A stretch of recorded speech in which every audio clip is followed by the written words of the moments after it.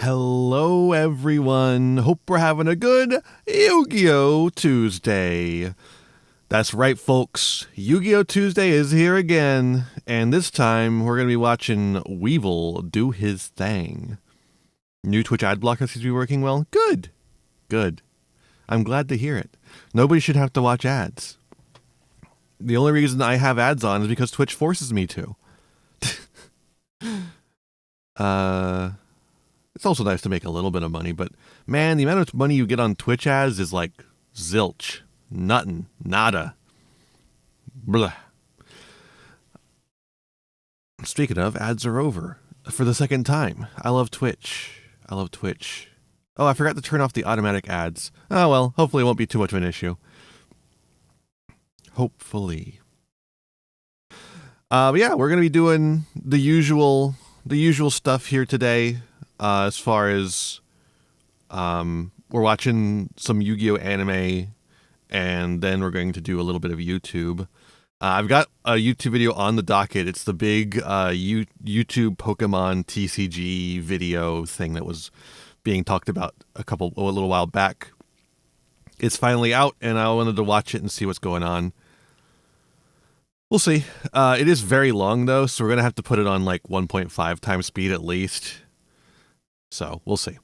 With that said, though, I think we're just ready to go watch some Yu-Gi-Oh! Here he is. Hats off for Yu-Gi-Oh! You're not too late, Kai. Has Yugi come yet? No, he would never do it. It's on, if you can think it, it's real. Like, there's poisonous scales, so we need mist to wash off the poisonous scales. So it works.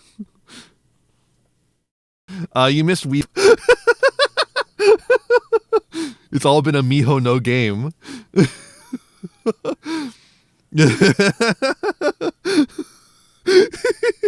Okay. Before we go into the next episode, let's take a quick little ad break, and we'll be right back. We'll be right back.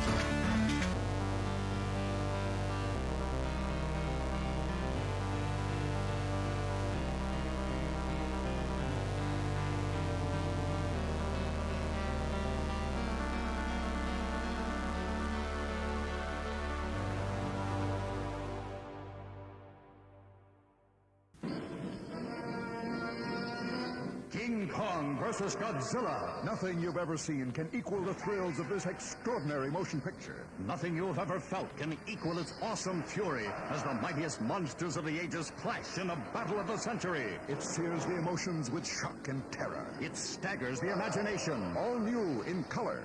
King Kong versus Godzilla.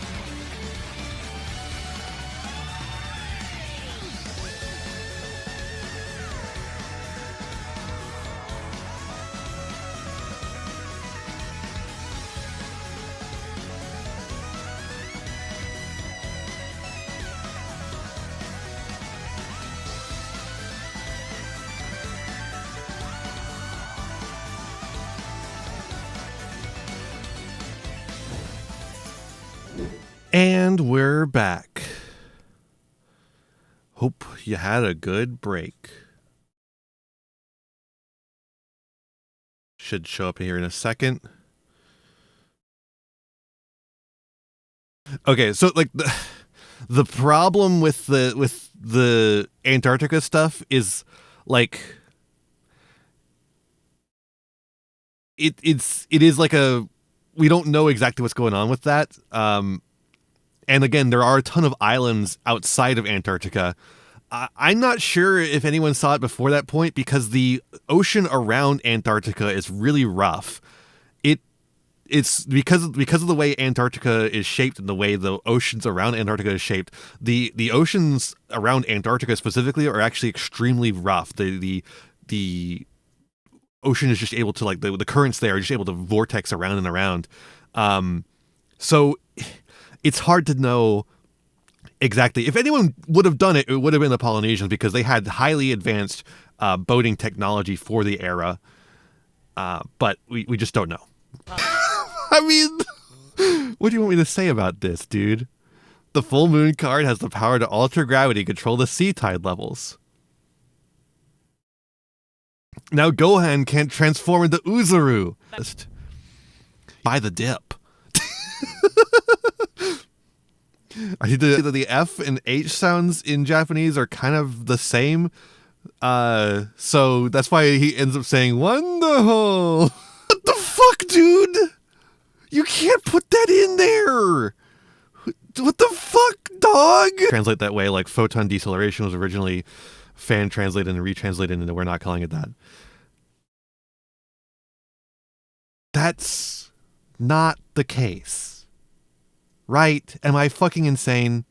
Unless it's a slur in Japanese, it is not that.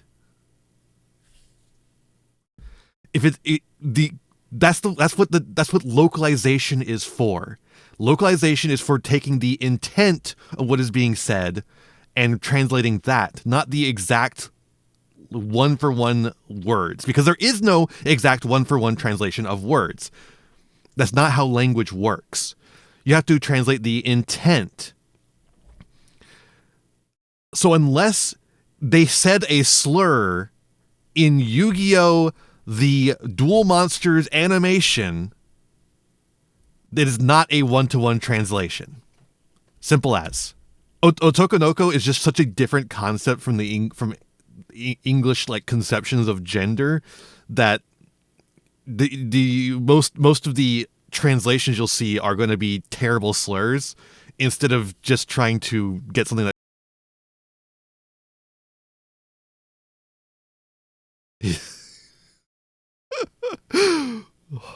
oh my god, on OBS it just leaves a haunting image of him there. There was no end theme for this one. It was too big an episode. They couldn't have fit in the end theme. You don't stand a ghost of a chance. Oh, Boise. That's crazy. Spooky. Wow. That's crazy. He's just staring at you.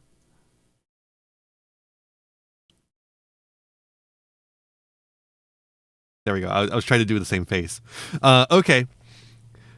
Well, I'm actually glad this didn't take so long. It's a two-parter. Yep. Next episode we're going to do the fight.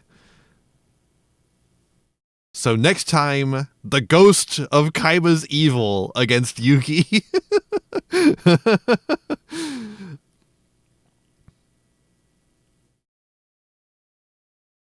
he actually explain how this even happens?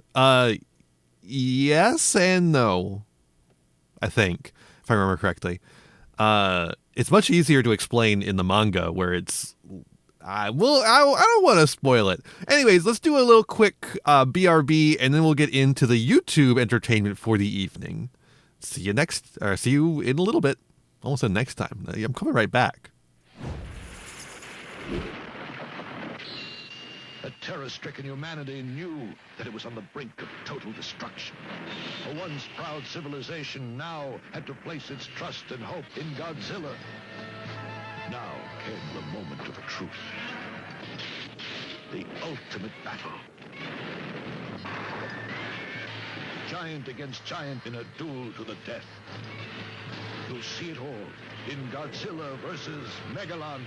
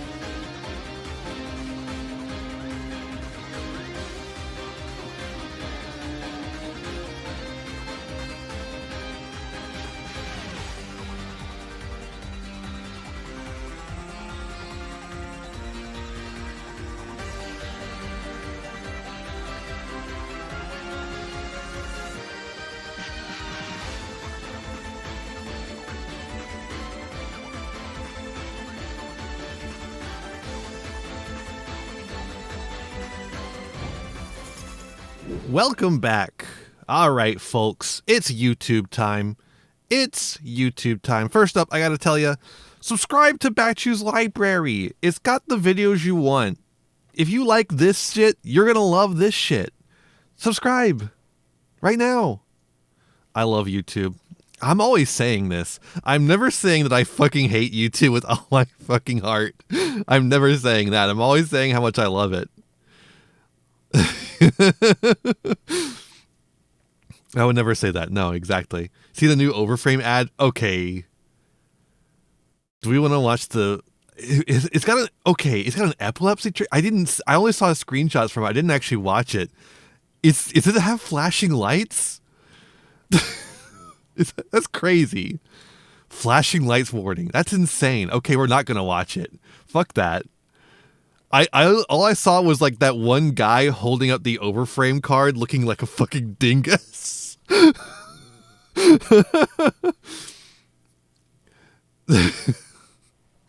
Vampire Ian gets absolutely mogged by French model. I worry about my fans. Unlike Konami, apparently. It's literally just 15 shots of just that. That's crazy. No, what we're going to be watching today is from Frosted Caribou, a Pokemon content creator, I believe, who made a video called Pokemon vs. Yu-Gi-Oh! Community Divide, Why They're So Different. See their cortisol spike, which showed Maxie with Katakana on it. Yeah, see, I don't want Ferret Lord to die because I watched a stupid Konami ad, right? The The trading card games Pokemon and Yu-Gi-Oh! Both have massive communities today, but they were born from two completely different ideas. Pokemon exists because its creator spent his childhood outside exploring and collecting bugs. The feeling of discovering something new and wanting to share it became the heart of the franchise. Battles aren't about defeating someone, they're about growing. Okay. I know Pokemon fans love this. That is why the original creator decided came up with some of the ideas. You do know that Pokemon was not made by one guy, right? You know that there was a whole bunch of people who came together to make this. Together, forming bonds and chasing adventure. Pokemon was already built on trading, collecting, battling, and the trading card game was a natural extension to that. Yu-Gi-Oh! Started in a manga about intense, high-stakes games. Not just card games, any game where losing could mean psychological punishment. And these games weren't being played for fun. When someone hurt others or acted cruelly, a mysterious spirit inside you. I'm not fond of auteur culture. Yep. Their greed. However, with Yu-Gi-Oh, you can kind of do that because Kazuki Takahashi did a lot of the work on his own. But there were also, I'm sure, although I'm not sure if they're credited. I'm sure though there must have been people who were working alongside him, maybe doing inking and stuff like that, his understudies basically. And then of course there's the anime work, which has nothing to do with Kazuki Takahashi, which really brought Yu-Gi-Oh to a wider audience. So even with Yu-Gi-Oh, you can't credit everything to Kazuki Takahashi. But you can certainly, in that case, credit this the idea to Kazuki Takahashi. Turning their own flaws against them as a form of justice. When the card game called Duel Monsters appeared in the manga, fans went absolutely wild for it. That hype is what led to the creation of the physical Yu-Gi-Oh! Trading card game we know today. So at their core, Pokemon invites you to collect, trade, and experience the game together. Yu-Gi-Oh! Challenges you to outplay, outthink, and prove you deserve to win. And those origins echo through the cultures of both of these games and communities. But now,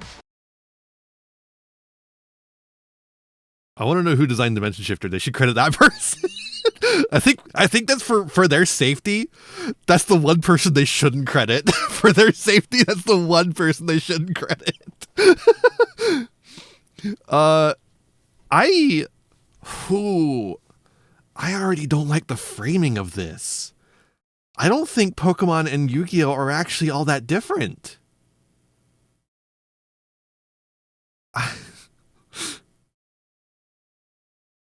The framing of this is kind of, am I crazy? Am I the one that's crazy here? Is the framing here seems insane, right?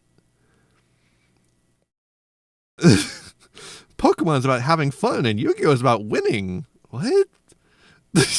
What? What are you talking about? We're going to look at the modern reality, the differences between these two communities and games, straight from the people who live them. Professional players, collectors, local shop regulars, and content creators. And trust me, they have their opinions.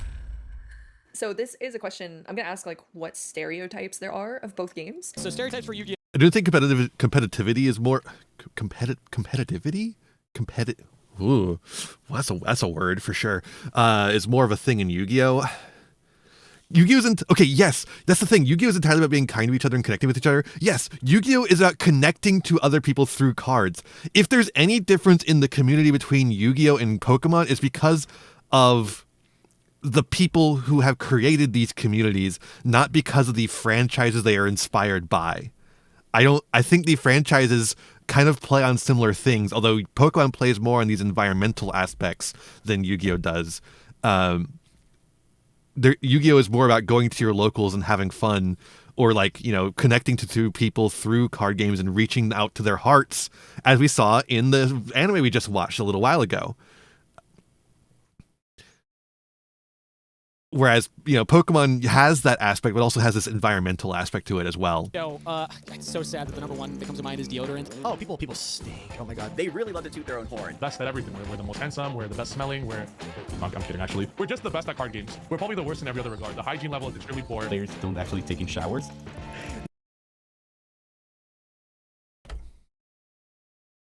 So, I hate Yu-Gi-Oh players so much. Why do Yu-Gi-Oh players have to hate themselves so much? Why do Yu-Gi-Oh players hate themselves? Hate other Yu-Gi-Oh players, I should say, so much? Whenever we do a collab with any other card game, we always have to go, yeah, our card game kind of sucks. Yu-Gi-Oh players are stinky. I really attend some events where like people are stinky so much. I don't know why. Yu-Gi-Oh players do not shower. They added a rule to the rules document, like the hygiene section that didn't exist before. And Not me. Yu-Gi-Oh rules. Like, really? I like Yu-Gi-Oh. I don't know. I went to a YCS. People didn't stink there. I went to locals. People didn't stink there. I have seen that enacted. They basically just said go to a store and buy deodorant or you're out. But that deodorant I don't know. People do have this sometimes. Like, sometimes you'll run into people who stink. And you know what? You'll do the same in Magic. The Quartering was a Magic player. It's not unique to Yu-Gi-Oh.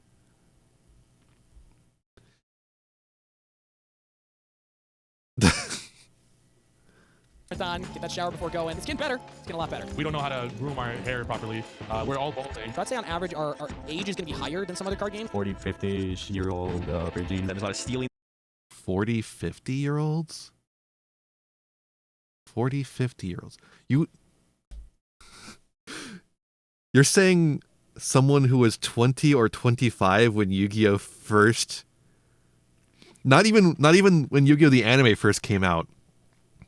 When Yu-Gi-Oh the manga first came out, would be playing Yu-Gi-Oh, and not just because their kid was playing it at the time. The only 40 to 50-year-olds playing the Yu-Gi-Oh the trading card game are playing it because their kids were playing it. And they're the opposite of the stereotype that you're trying to develop here.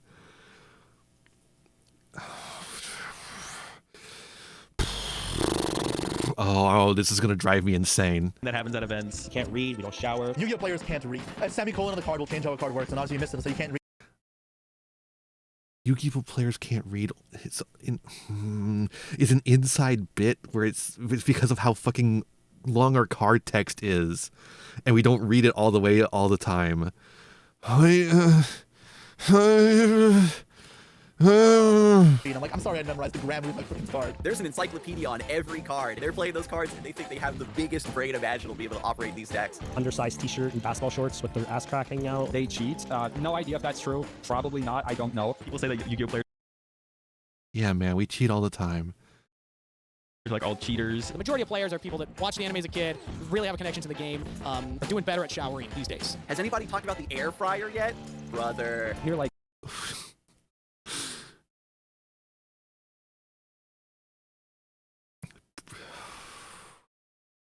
A lot of this stuff is the game's reputation. It is just so front-loaded, though. This video is 2 hours long. Trim it! Trim it! Air fryer or something? I don't quite know Yu-Gi-Oh pricing. And I hear that their kitchens are well supplied with kitchen appliances. I wish I got F. That's not a bad line. If the rest of it, if there hadn't been so much build up to that line, it would have been a really good line. Trim it! Why is it Yu-Gi-Oh events? I get IKEA frames. But when it comes to TCGs, we are fantastic. We're the best. Pokemon players, they care about how much their shiny cardboard is worth. They don't care about actually being competitive. Pokemon is for man children, which is fine. You know, that's a-okay. I'm a man child. I like Pokemon. I got unknown tattooed on my knuckle, you know? What are the stereotypes for... Yu-Gi-Oh players, when it comes time to hate on Yu-Gi-Oh players, yeah, I fucking hate them. They're miserable people. Yu-Gi-Oh players, when it comes time to hate on Pokemon players, oh, you know, they're man children, but so am I.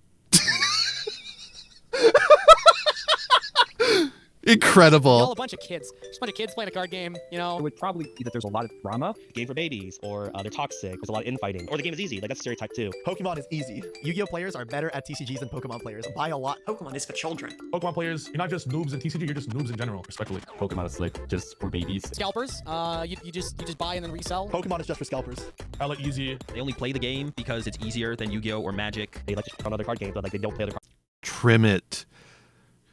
Trim it. card games themselves. Yo, This you is don't too even play long. Yu-Gi-Oh cards, you just collect them, right? You just have like a binder of the prettiest cards. You're playing Scrabble. You're playing tic-tac-toe. It's not chess versus checkers. You're playing tic-tac-toe. Something every month or so, everyone has to pick a side, and it's very like hostile online for a solid 5 days, and then it immediately goes away, and everyone just goes back to playing Raging Bull or whatever. Our players are just like, you'll play 2 cards out of order and nobody will ever let you live it down. You make a misplay and you get roasted. I can't believe they'll drag you over the coals. Actually, if you do this, this, and this, then it's more optimal. And That's literally every card game. You're describing every single card game. You're not cut out for the 2-hour essay meta. Good. I make my videos concise. The piss chair. I'm just seeing like at every regional so far. I care about my viewers' time. Yeah, that's not even a stereotype, that's reality. All jokes aside, the real differences start with the fundamentals. Yu-Gi-Oh, in my opinion, is a very fast-paced game. Interaction on both turns is core to the identity of Yu-Gi-Oh. Very close to a fighting game. I'm trying to perform a combo, but your opponent can read. Fighting game mentioned. Take a drink. Onus is then on me to be like, okay, if my opponent has the correct read. You need a red angry emoticon on your model. I have one. Maybe something similar to Civilization or StarCraft. Main attackers in the active spot, and then you're building up your supportive Pokemon on the bench, helpful abilities and card draw effects. Then you're reaching into your deck, your bag of tools, to begin marching at your opponent and putting pressure on them. The main win condition: take all 6 of your prize cards. You get prize cards by knocking out your opponent's Pokemon. So the main condition in Yu-Gi-Oh is something called life points. Each player has 8,000 of them. Get your opponent's life points from 8,000 to 0. Okay, I'm not angry about this part. I'll turn it off. Powerful effects, but you can only play 1 supporter card per turn. When your Pokemon need to attack, they need to have the appropriate amount of energy. Only attach 1 energy directly to your Pokemon. That's per true. Turn. If a Pokemon has already been in play, you can evolve it once as your turn comes back around. The resource, so to speak, is the limitation on when you can take these actions. Identifiable resource limit you have is you get 1 normal summon per turn. This is really well edited. It's got a lot of really good After Effects effects in it. Yes, they got the Mr. Horse installed for sure. It's called a quick play spell, but that's a separate thing. Trap cards you cannot use on the first turn they're set. You have to put them face down. Once it is past the first turn they're set, you can activate them. If your opponent does this thing, stop that thing. You know, it's a trap card. Your deck must Light Leak transition. 40 to 60 cards. You can have up to 4 copies Mr. Horse of text Given intros. card. You only have your main deck. Also have what's called the extra deck, and it's a little pile of 15 cards to the side of your main deck. I will say, smoothly transitioning between descriptions of the 2 card games is primo. Really good stuff. Synchro monsters, Xyz monsters, and Link monsters that have special summoning conditions. Imagine your stage 2 evolution for Pokemon was like in a separate pile, and just when you need it, you can just pull it out and put it down. It's going to make the deck way more consistent. There's also something called the side deck, 15 cards that you have to decide ahead of the tournament starting. It just sits in your deck box until after game 1, after game 2. Swap out any cards in your side deck into your main deck. Does Pokemon not have a side Your deck? side deck is going to have a lot of cards that are good into that matchup. Our standard format, the most recent sets regulation mark at the bottom of the card that lets us know when the card was introduced, how long it's going to be standard legal for. There's no updated ban list. There's no Best limiter. of 3, Every no deck side. is playing towards its maximum potential at all times. That sounds better than what we do, whenever actually. anything that's a bit too strong, we're kind of all just dealing with it. So we don't cycle cards out of rotation. All cards from all of Yu-Gi-Oh's history are available unless they're forbidden. If there's ever a card that's a big problem in the format, you don't have to wait 2 years for it to be gone. The Yu-Gi-Oh approach is like, okay, well, let's just make that card forbidden. You know, you just can't use that card in tournaments because what it's doing is not fun or healthy gameplay. Some cards are limited to 1 and some cards are limited to 2. Other than that, you can play cards from the first set Legend of Blue Eyes in your modern deck. Pokemon TCG tends to release sets, add some cool new cards. Price system is supposed to account for variance in bad Only matchups. every once in a great while we have a brand new deck put in the game that not only is fun and strong, but can compete in the Yeah, meta. no, I know about the Pokemon's consistency. They have so many draw spells and search things and sets where they'll introduce entire new archetypes. crazy. Those deck build sets usually change the meta more. 2 to 3 of those decks introduced brand new strategies are very good. What's more important and more impactful for the meta in Yu-Gi-Oh is the Forbidden and Limited list update. Usually 3 to 4 a year. New decks will come out, but that doesn't mean that they're immediately better than the old decks. But you can make the old decks worse by either forbidding one of their biggest cards or even limiting it down to 1. And those are a big moment for the Yu-Gi-Oh competitive scene. As you get more familiar with the game, figure out your sequencing, and try to play as efficiently as possible, you're going to go a long way. In the current day, Yu-Gi-Oh is not about resource management very much at all. In general, the game is more about memorizing your combo lines and knowing how to get to specific end fields. And how that end field interacts with your opponent's I combos really in don't some like meta. the prize card If you're a great system. player, you don't make fucking mistakes. My first year in Masters, I won my first regional championship. 6-time regional champion. My invite, no cups, no challenges. South County, your regional champion. World invite is secured. I sit across from people that overthink things because of who they're playing against. One of the greatest players we've ever seen grace the dueling stage. Hard work will always win. I feel like that mentality has shifted a lot. Be really frustrating. I should have trusted my own instincts more. Anyone can become a top-level Pokemon player. 26 players worldwide. The only thing that matters to me in Yu-Gi-Oh is wins. Base 2 is not enough. 32 is not enough. Getting top cut is not enough. It took me 9 years. I didn't win in Yu-Gi-Oh. 1 year, I won 3 championships. Sup, Pokemon players? I'm Steven Trifonowski, Triff Gaming. I used to be the self-proclaimed best Yu-Gi-Oh player in the world, but now I'm the world-proclaimed best Yu-Gi-Oh player in the world. Even though I dabbled in the Pokemon Yu-Gi-Oh beef, I never liked it really. I just kind of did it for shits and gigs because it gave me a laugh. I much prefer a Pokemon Yu-Gi-Oh collaboration, this style of video where we promote overall positivity for both games. Hello, my name is Jesse Cotton, and I am a professional Yu-Gi-Oh player as well as content creator. I recently won the Yu-Gi-Oh Master World Championships in 2024, as well as I have won 9 other Premier events, which is more than any other player by a few. I've been playing this game for competitively, I guess, about a decade, but in general, since I was 5, so going on 21 years. Yeah, long time. My name is is Azul Garcia Griego. I go Jess by has been in Azul the game GG for so online. long. I'm a Pokemon TCG competitive player, content creator, recently caster. Kind of do it all in the Pokemon TCG space. Taking a little bit step back from competing this season, but they're just now doing introductions. I am a professional Pokemon. It's a 2-hour video. You can do whatever the fuck you want in a 2-hour video. Really involved player, I would say. In my past, I played Yu-Gi-Oh for no, I think it was correct 2019. I was to do it because you need to hook the audience first before you get into introductions. I was able to win last year a regional, and I got finals in some other major events. I'm a huge fan of TCGs in general, but I do focus myself into Pokemon because it's the brand I like the most. I have 4 siblings. We all had cards growing up. So we had cards for years without actually knowing how to play the game. Our dad would like buy us packs sometimes, or if we go to Target or Walmart or whatever. Some of the first cards I got were from Kmart. I don't think Kmart exists anymore, but a friend who actually not only had cards but also went to league. So he invited us to, come check out the local league. Went to the local regional championships. That was back in 2009. Maybe the hook shouldn't have been quite so long, but playing PDCG first, and their first viral tournament might be a regional championships. A friend of mine showed up to my place with some. I could think some places to trim it. Watching a bit of old streams, and then I download PTCG online, and I started playing a bit, mainly playing for fun decks. And then I got a bit more into the competitive scene, and then when regionals reopened in 2022, I started playing. Here in Europe, we had 6 events. I was able to get my invite with no cups and no challenges. No, I think it's fine to do that stereotype stuff. I just think it shouldn't be as fucking long as it was. We got the point, like, well before it ended. Together, you take me to locals. Head off to locals. I'm sitting in front of the house waiting for my dad to come home from work. Not a feeling I've had in a long time. Kind of kept going from there, more and more involvement. It was grade school. I forgot what grade. I got second place at a track and field event. I don't know what it was like. I think I already have the answer. Pokemon's onboarding process. Basic it's possible. And Terra the Terrible. The worst monsters in the game. I'm like, wow, you guys are playing Yu-Gi-Oh? Can I see it? Wow, can I have one of these cards? Because dude had like 100 cards. And he's like, sure, give me your second place ribbon and I'll give you these 2 amazing cards for your second place ribbon. He thought he was pulling a fast one on me. Little did he know, even 5-year-old Triff knew he'd win 3 championships 2 decades later. So I was the one that pulled the fast one on him. That's how I started. Triff is so I think the greatest fucking skill annoying. that Like, even if you ignore all the terrible foresight, try things, to see and visualize what Triff is just so can be to fucking actually win the game. annoying Being able to understand to listen when to skip games, when you cannot make a comeback anymore, and when to keep playing some games. Even good players don't have like a super strong understanding or an understanding at all of concepts, predicting outcomes and statistics and like all the things like that. That is like truly what is the game at the end of the day. It literally is just a kind of like a statistical puzzle. Did a lot of my learning of this when I started coaching because I had to explain why X was better than Y. I think one of the biggest things is adaptability. Being able to step away from mold you've set in your mind for how to build a deck, how to play out a specific combination of cards, and instead understand why you do each of these things so that you can break those rules when you're in a unique situation. In fact, if you watch feature matches from a variety of top-level players, you'll see that they rarely go for the standard line. There's always too many other things to account for that prevents simple line choices. Be more free-flowing. Some people rigidly stick to combo sequences or to side deck patterns or to ratios without really being flexible on them. That was kind of an awkward transition there. A certain way. And that holds people back from truly reaching the next height. Studying, that's it. There's so many good players in Yu-Gi-Oh that they don't make mistakes. Some of the best players in the game, I overhear, yeah, I lost that. Like, it was in my Have a control. nice day, trans artist. I'm puking in my mouth listening to this. Of the like, day. I was one of the best players in the game. Players I used to look up to years ago making a misplay. If you're a great player, you don't make fucking mistakes. You lose due to variance. You don't lose to a mistake. A misplay should be absolutely outlawed at the very highest level. Going back to the studying part, you don't make the errors due to studying. Great players are the ones that are playing every single day. Their mind is so sharp that the idea of a misplay does not even occur. I've watched. It's sad if you guys figure out my YouTube history of how much Yu-Gi-Oh videos I watch. It could be a 100 subscriber YouTube channel showing a garbage deck that's tier 19, but I'll still watch it. One of the decks that I played against in Anaheim that I got top 8 was a deck that no one knows, the ugliest deck in the universe. One of my random videos I watched at like 4 a.m. was one of those decks. That's why I say studying is a difference of a good and great player. A winning mentality. Your goal is to just win the tournament. And like 2 players that I see that a lot in, and they're some of the best players in the game, is like Isaiah Bradner and Ian Robb. They show up to the tournaments to win the tournaments. Like phase 2 is not enough, top 32 is not enough, getting top cut is not enough. Like their only goal when they show up to tournaments is like to win.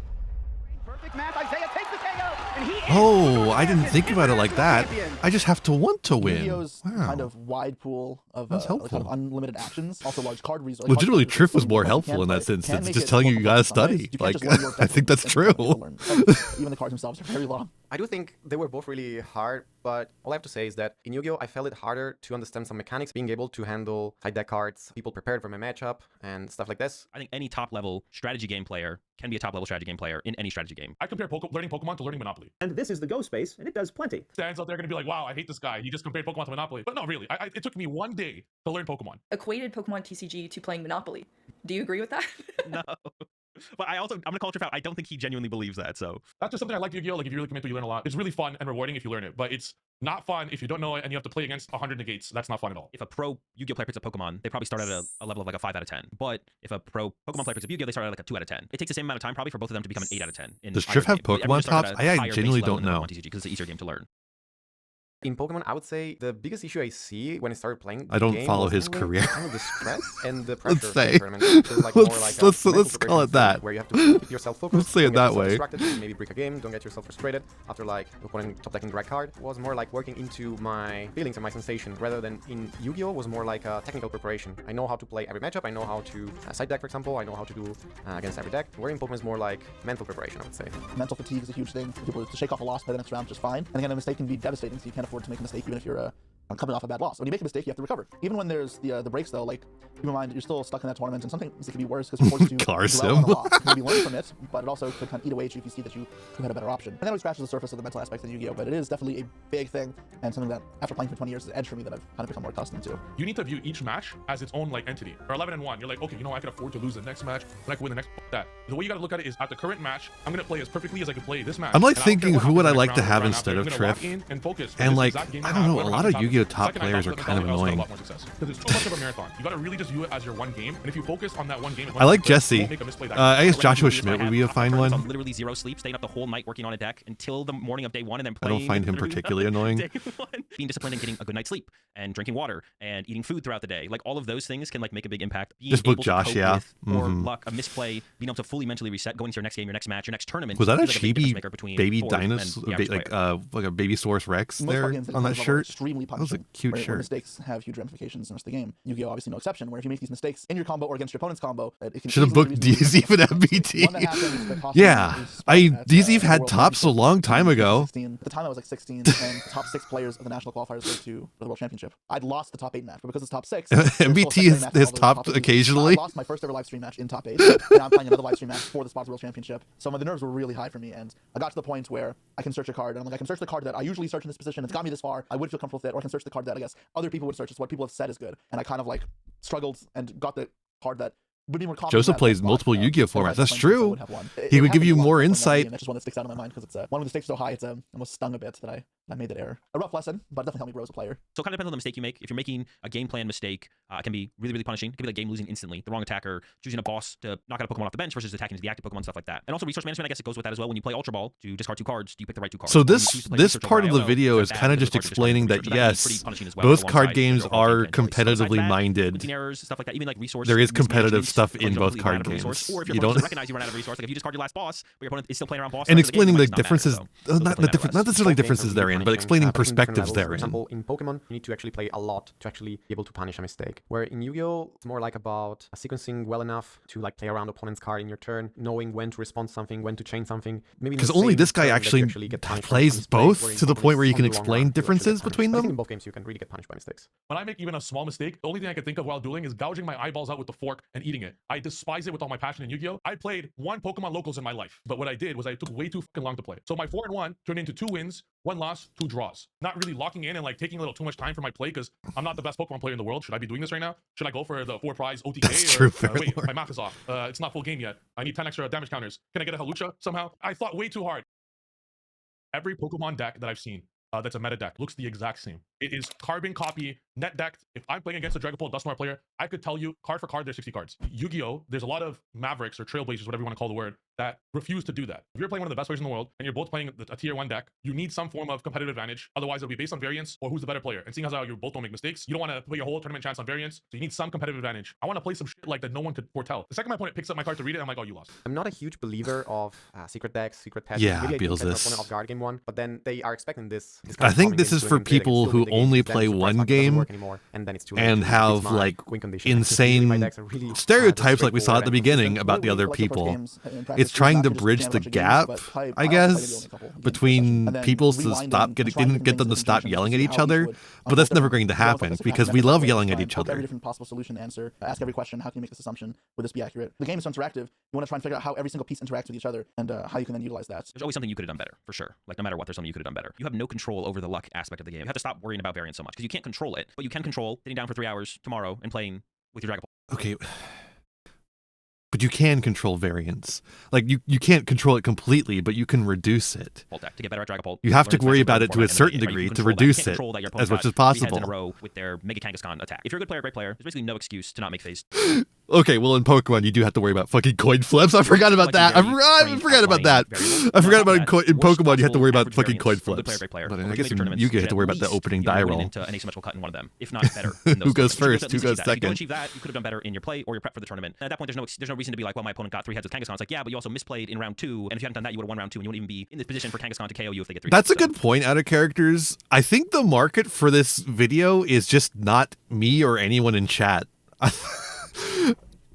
Because like I think most of my audience are I don't want to like toot them, I don't want to jack them off too bad, but like I feel like they're well developed enough to try other fucking card games instead of being resistant to the very thought.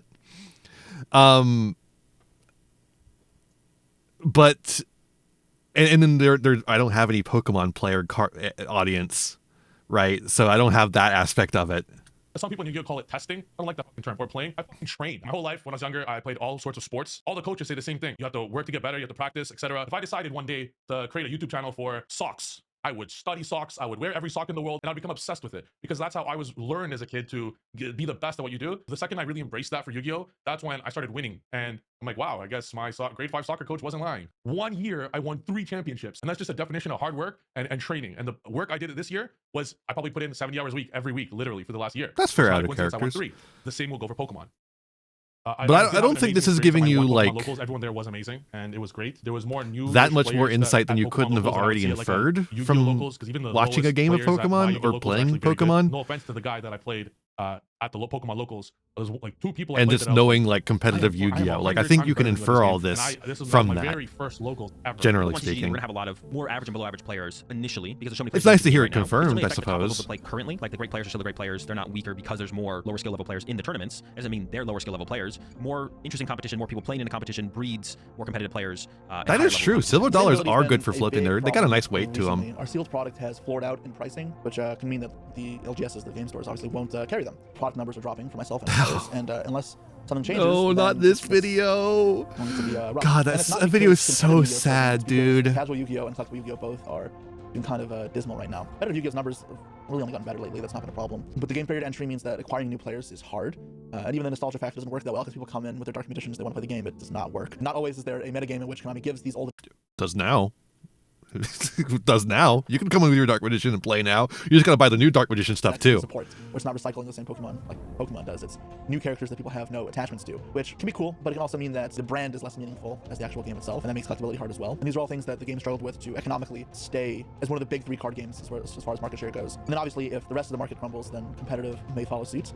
So okay, I don't know about that. Like, it's definitely struggling, but I don't think it's struggling to stay in the big 3. Like, the gap there is so wide. Oh, yeah. Not thrilled about that situation. It's not doing as well as Pokemon is. I think it's undeniable. We're getting to the point in Pokemon where kids are getting tutors in the juniors division, and we're starting to see that potential for more toward rec levs is higher in our game because we have more players getting into the game. If you're more exclusive, less players getting into it, less players playing it. Maybe right now. I think part of this though is that Pokemon, as you can see, they have the kid up there on the stage and the fucking fireworks in the background. There's no fanfare for Dragon Duels in Yu-Gi-Oh! There's no fanfare for the junior. There's barely any support for it. There's not any fanfare for it. So there's no reason for people to try and get good at it. The skill ceiling is higher or whatever for the average player, but eventually it's not going to be. I hope Konami has been notoriously a terrible company for not being on top of the ball for this stuff. But in recent years, this year, they've had a wake-up call, I think, and they actually are doing a lot of changes. Really cool to see the original format because that's really bringing us back to OG. Even if not all of them work, the fact that they're willing to make changes. Ruxin jump scare. Maybe they can get their shit together and the game can... Of course the Pokemon player would be watching Ruxin. That's their intro to Yu-Gi-Oh! I mean, that's really mean. And that's one of the stereotypes at the beginning of the video. It's really unfortunate of me to perpetuate that stereotype. Stabilize. Because right now it's not looking great, but at least they're on top of it because they haven't been before. The accessibility aspect will definitely push the Pokemon TCG probably far beyond any other card game has ever been to 10 years from now.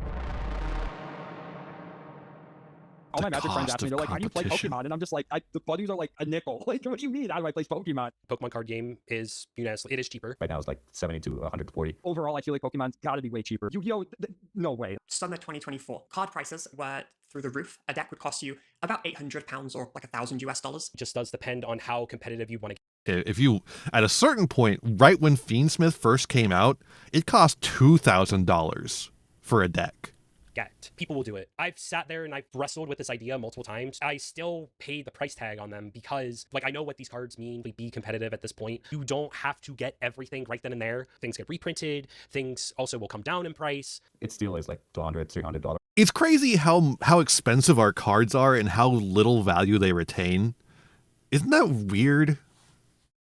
But it's not as crazy as in the past. We are also at the mercy of Konami, and a lot of times we also feel the same way, that we feel a little bit treated unfairly because we buy all these cards a little bit later, they're not usable anymore. It's just the nature of the game. How much you actually spend on a deck, it's not really that rewarding, actually. You just paid £800 for your deck, and hotel, and travel flights, and you're getting a £300 Switch for getting 50.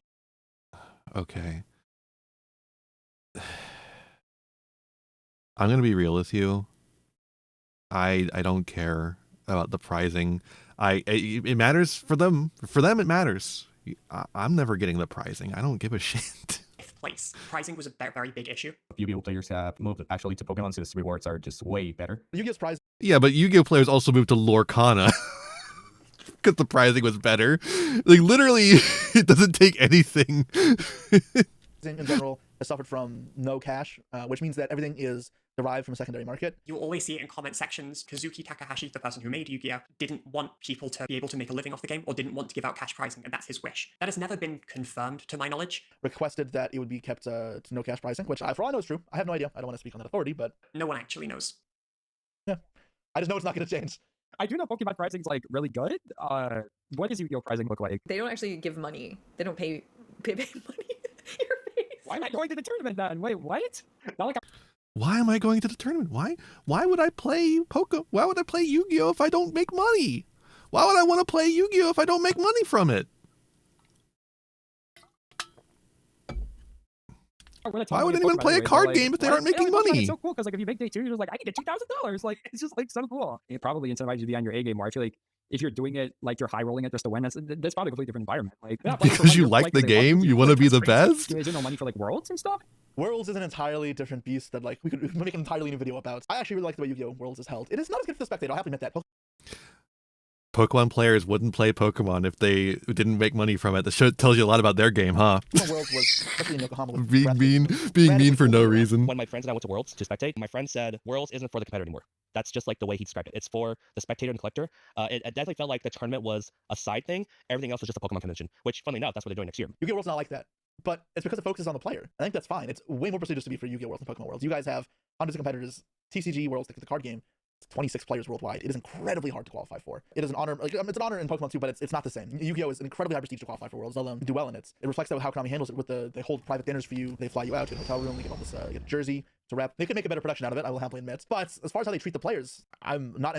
I actually do think they should make YCSs more like conventions. But it doesn't look bad per se. I don't know how well it's that would actually work. Experience to compete at Yu-Gi-Oh! Worlds. You guys for the World Championships had a convention center. When I went to the World Championships for Yu-Gi-Oh, we played on paper mats that were sellotaped to some office tables in some random office in the middle of Tokyo. There were no spectators, no cameras, no grandeur. You had to use the paper mat that was sellotaped to the table. For me especially, it was a pain in the ass because I have nails. You cannot pick up cards with acrylic nails if you are on paper mats. All of the mats that I used had... Look, I love that Jess is in here, but Jess had perhaps the worst Worlds experience that anyone has ever had.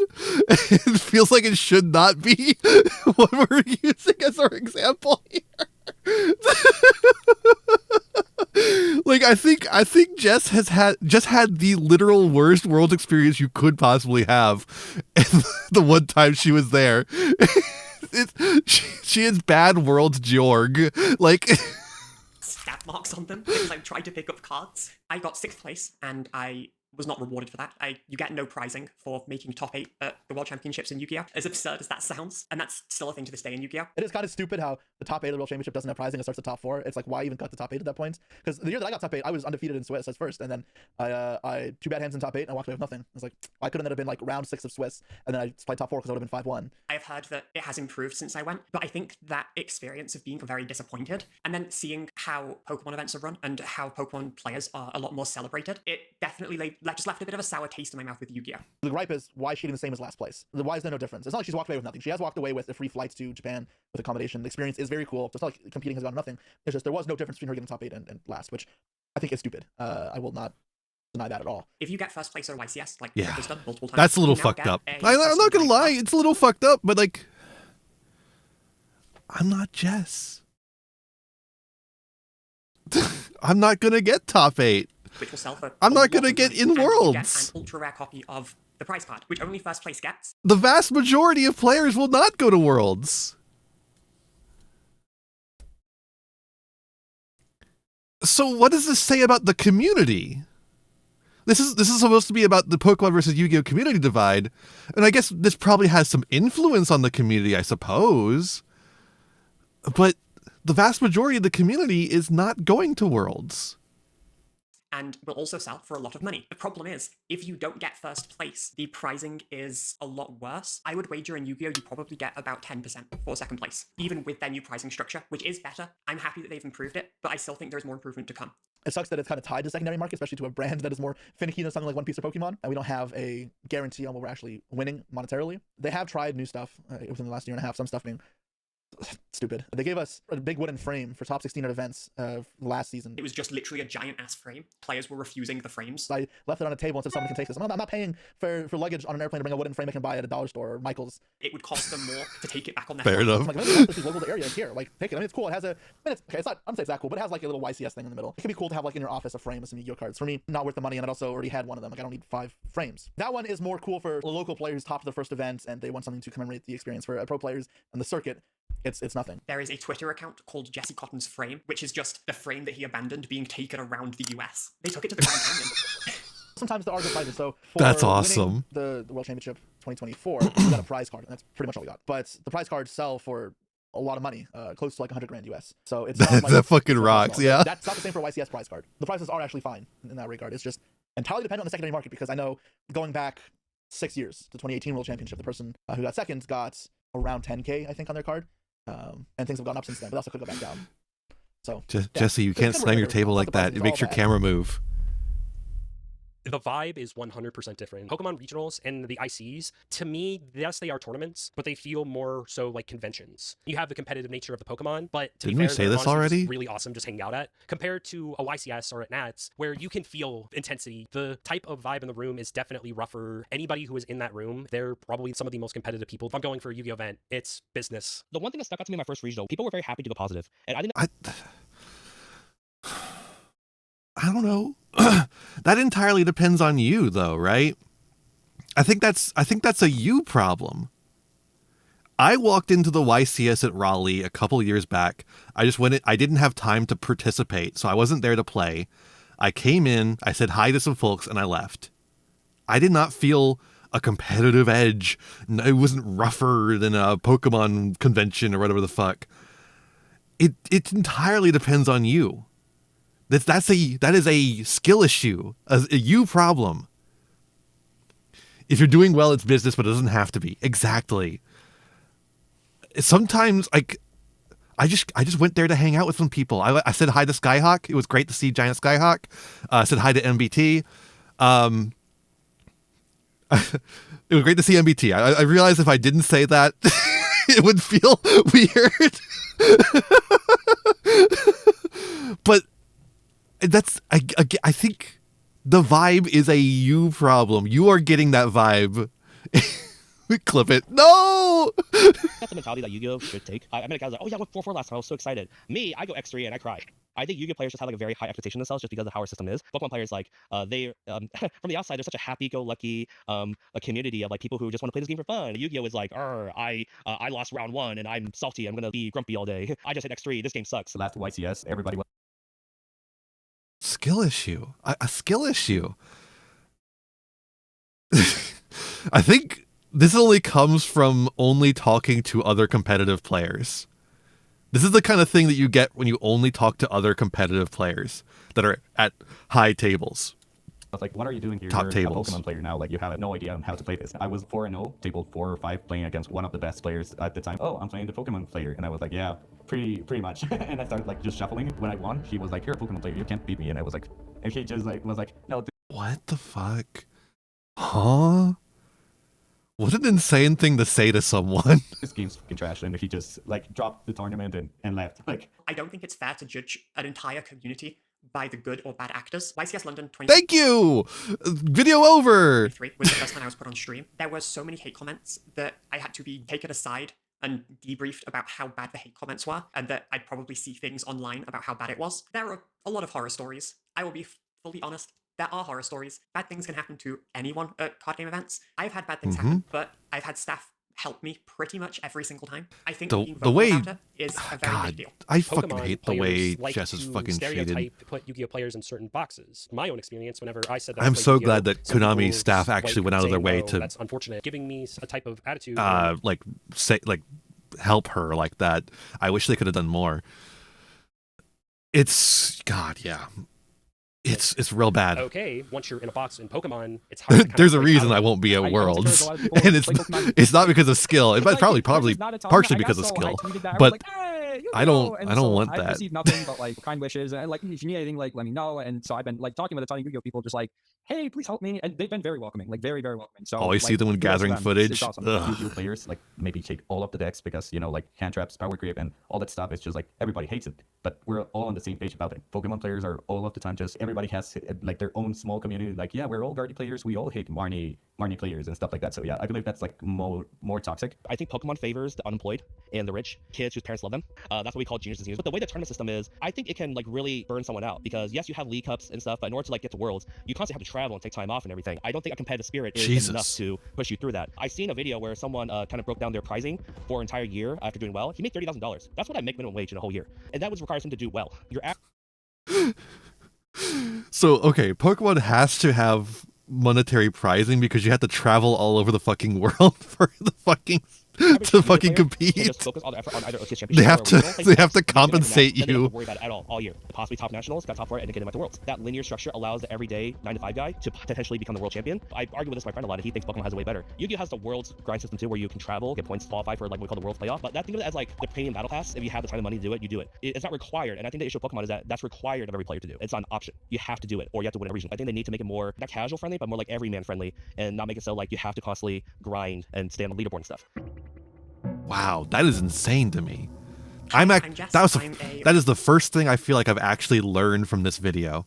Also, we are now halfway through the video, like about 45 minutes in, and we're finally getting an introduction to Jess. Former Yu-Gi-Oh! European champion. I've been playing the game for almost 11 years now, and I've recently started to play Pokemon. I want to try something new. I want to try something that's I feel like, okay, I was talking about how it was good to do the introductions later for Triff and all of them earlier. This one feels a little insane to me because we've had Jess talking this entire time.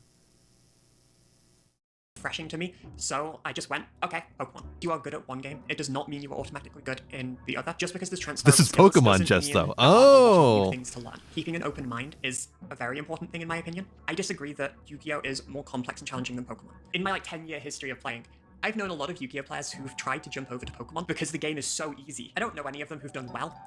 For me, the complexity in Yu-Gi-Oh, some of it comes from deck building and creating combos. In Yu-Gi-Oh, you are coming up with pretty complicated sequences of card effects. However, in Pokemon, it is easier to play. Yeah, I think they should have had actually a lot more statistical. like a full introduction for her before that section where she was talking about her World's experience. What's in your opening hand is most important. It's funny because it's not accurate anymore. Doesn't matter as much. In Pokemon, you are trying to work out what resources are left, how do I best thin my deck, how do I best manipulate my odds so that I see the cards that I want. My opponent has a 60-card deck. What are the odds that they can dig for the card they need in this situation? What searches do they... This has been the most insightful comparison between Yu-Gi-Oh! And Pokemon in the entire video thus far. In just like a couple seconds. In terms of engine, they're going to be able to get access to it via searches or via facts. But with non-engine, things like hand traps, things like board breakers, it is do they have it, do they not have it? For me personally, card games work as a kind of obsession. I was obsessed with Yu-Gi-Oh! For so many years. With Pokemon, it's very difficult just to mash random decks together and make them synergize and make them work. But maybe just because it's a Yu-Gi-Oh! Player saying it, so it's a way that I can understand it. Maybe that's what it is. Now my obsession has moved more towards Pokemon, trying to work out how... What? Jess, you don't want to play Alestrals? Jess, you don't want to play Alestrals anymore? Oh, did Alestrals burnt you out? Maths of what I'm going for. I found a new element of a card game that I hadn't really explored. sometimes Jess will show up in the Electoral server that I'm in and be like, is this card game still dying? And we'll all go, yeah. And then she'll be like, okay, cool. Experience before I now have this whole new thing to obsess over as a fact. That's what I find fun. Everyone enjoys card games differently, but that's how I enjoy them. And trying to switch over to Pokemon isn't me hating Yu-Gi-Oh! Yu-Gi-Oh! Is in the best place it's been in a very long time. Does Jess have jellyfish there? What is going on? Is that a hologram or is that a real jellyfish? But that's my current obsession. What is that? I want that. I'm Distant Coder. Been playing Yu-Gi-Oh since 2016, so actually like kind of new. Real jellies? I am what a the content creator. I've fuck? been doing content for the better part of the last I want 6 or 7 that. years. A lot of people know me as the rulings guy. You know, most other content creators when they have like a ruling question or something like that, they come to me. Okay, Coder, how does the damage step work? Because the damage step in Yu-Gi-Oh makes very little sense. I am Little Dark Fury. I've been making Pokemon TCG content for like 10 plus years now. It's been a while, and I've just been playing all the fun rogue decks. Basically, that's been like the gist of my channel. There's a lot more depth to the trading card game than, you know, just like the meta competitive stuff I find, which I think is really cool. YouTubers fully reworked the way that they did content for Yu-Gi-Oh. For a long time, it was, you know, the deck profiles, the pack openings, all that stuff. You which can I know tell we pack got into openings the is like content bread and creator butter of section Pokemon. because there's a bunch of sure SM5s. Actually, SMB packs and stuff. People would probably just rather see packs open than the cards actually played. Pokemon cards, SMB, like the market side of things is so hot right now. And a lot of people, when they look into Pokemon TCG, they're not looking at the regionals and like, oh, this card, you know, that's worth like a cent is actually like a good card in a deck. Like people just kind of get drawn more to like the value side of things on Pokemon. The collecting side of things really does monopolize the Pokemon TCG competitive content market. We're pretty far behind. Collecting side of things is like completely covered in terms of content, but the competitive side of things, there's so many niches to be filled, especially in like the terms of like more refined content. Shout out to Tim Danklin for what he's been doing with content specifically. There's not that many people who regularly stream and stuff like that. So there's like so much room in the content space on the Pokemon side of things compared to like Yu-Gi-Oh. They are like way ahead of in terms of all the different things that they do with the actual playing of the game as far as content goes. I think that the Yu-Gi-Oh quality level has gone up very recently. I don't think that this is a thing that we've had for a very long time. Hey, I'm here with this guy. Okay, what did you play? Oh, you're talking. Okay, talk about your card. Okay, show me the next card. Like this, the fucking up, down for deck profiles, classic. But I think the first person to really make the Yu-Gi-Oh space want to up its quality level is my boy Ruggles. So Ruggles, another buddy of mine here from Toronto, he's a Yu-Gi-Oh vlogger. He introduced cinematography to his vlogs. Him opening up his binder, pulling out cards, whatever, all this stuff. He did the Returning to Yu-Gi-Oh series, which was very popular. What had happened is he posted the first episode, and it did okay, but it was a brand new channel, like no one really saw it. And then he posted a second episode, and then I believe it was Farfa who watched it on stream, tweeted it, and then Simo tweeted it, and DZ tweeted it, and everyone in the Yu-Gi-Oh space was like, bro, this is insane. The level of quality is cracked. This is the level of quality that we should aspire to achieve in the Yu-Gi-Oh space. One person raises the bar and everyone goes like, oh shit, I want to do that. And then everyone else would raise the bar and you go, oh shit, I want to do that. You raise the bar. And so it's like the all ships rise with the tide kind of thing. We just like kind of lifted each other up and now everyone is just upping the bar as much as they can. It's really cool. We have a lot more transformative content where we're taking the game and finding unique ways of playing the game to build content around that. Nowadays, I'll be very real, pack openings, deck profiles, they don't do half as well as the series content. The first one that really flipped everything on its head was my boy Nim Nim. He made what was called sealed only Yu-Gi-Oh. He gave himself an allowance of $40 a week. He would buy packs and he had to build his deck exclusively from pulling the cards. He couldn't buy any cards. He couldn't trade for them or anything like that. It was really good because it mixed the stuff that did well. It was really with good what for he the liked to do few because he episodes loved it to vlog. lasted. He basically added a story to a pack opening and a deck profile. That was like the first series that did really well. After that, my boy Simo, another big content creator in the space, created a series that's probably the most popular Yu-Gi-Oh series of all time, which is the Yu-Gi-Oh Progression series. Which is, it's funny to bring up in this context because the Progression series, as far as like production value, editing, that kind of stuff, is nothing. It's just, it's really nothing. But it is also like extremely influential. You can't not mention it. And Gage Nim Nim, they would both pull a box of every set in chronological order and basically build their deck every episode, every week, pull a new set, add the whatever cards they pull to their deck, and just increase their deck. A brilliant idea, online just called like YGO Pro Deck, where they the have editing a on it simulator. is, So they would just you know, simulate the box fine. opening. It's It was just completely free. They didn't have basic. to buy anything because they're doing every set in chronological serviceable. order. You can just go It's to a not set that you knew from when you were a kid. the kind and of buy these like cards, and then you like follow the for kind a of bit, and then you don't have 20 years of cinematic knowledge that you thing catch that up on he was to talking about understand earlier. The modern day, you instead get to just follow along with them and gain that knowledge as you're going. Right now, it does seem that the long-form Wolfie Glick type videos are the ones that have the biggest room right now for growth, but also the best performing videos. I think a lot of content creators have really been branching out into that style of video. Those videos seem to do good even in the Pokemon TCG community. Now, what a lot of people do both on stream and on YouTube, spin a wheel, hit a pack on Master Duel, and then you have to crack that pack, build a deck from the pack that you pull, and then you play against each other. What a lot of the content is based around is collabs from a bunch of content creators that do these crazy series that happen every week, and that's what does the best on the platform. As far as competitive content creators go, I'd say there's one, and it's not even me, because my content, I'd say, is a competitive twist on casual content, because I don't focus on the metagame that much. I made a video about a card called Pumpkin the King of Ghosts that did well. That card has never, ever been competitive and was released 20 years ago. Terrible card, but it's one from the anime. Is this video about VGC? I thought these were all TCG players. Felt the same. The casual content in Yu-Gi-Oh seems to somehow do I don't know. Game that struggles casually. The only person who's successfully done content. I think it's supposed to be all TCG, but the one guy mentioned Wolfie, and so we had to do a little bit of VGC. And he's had that for like I think 2 years now, 2+ years. No one else has been able to surpass that yet. The closest one is either me or Zool. Like we're in the 80K range, so we still have a bit of a ways to go. What is this video about anymore? I forgot.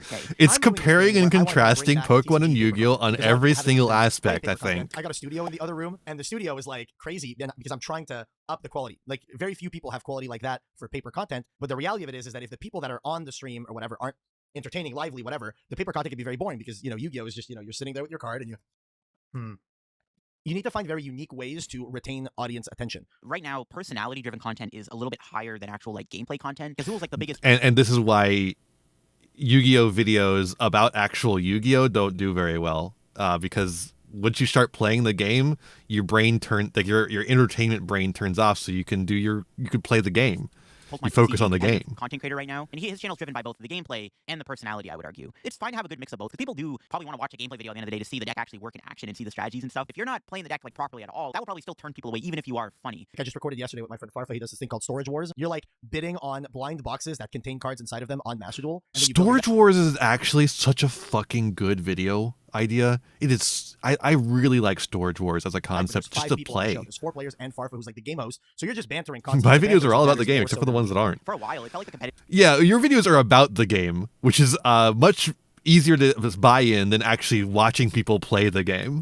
Kind of was a little bit drier on YouTube. Some of the big channels that we had around at the time, they were mostly focused on just like fun content, where now it actually feels like the competitive TCG side of things might be starting to overtake the casual side of the content, which I find It interesting. sucks as the Farfa series. Come on, I think he's fine when he's not trying to talk authoritatively about the card game. The audience you want to tap into, right? Is the people that haven't touched Yu-Gi-Oh in 15 years and they remember their Crystal Beast deck from when they were 9 years old. Just Whoa! this kind of content. I took Mark Crystal the Beast to page! Regional in 2025 because Crystal Beast got new support. 2006 Andes that are like, oh my god, I love Crystal Beast, and so they watch the video. So I think that what really attracts people to Yu-Gi-Oh content nowadays, content that is tailored towards people that know very little to nothing about Yu-Gi-Oh, and that is super tailored towards casuals, and something that anybody can watch. The game is still growing pretty rapidly right now, with like the in-person tournaments getting a lot larger, World Championships really helping. The GOAT! Pokemon is like Am I going to make an appearance in here? Are they going to take a random video of mine? Probably not. 2-3 years, we start seeing more of the Pokemon TCG. It'd be really funny if there was a random video of me in here and I had to be like, oh, actually the video was really good. Because